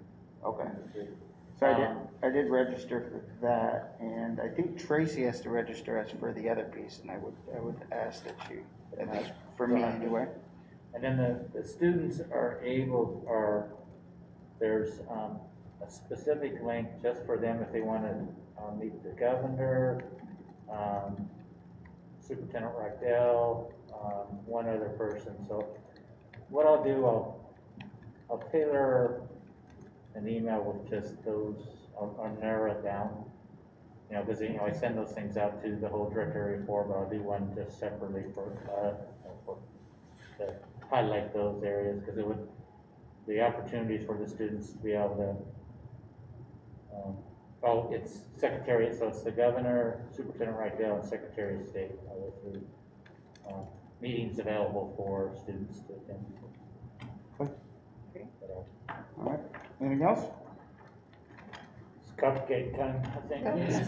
8:56, we are adjourned. Did your battery run out on your? No, I He plugged was it. able to plug it in. Okay, because that didn't,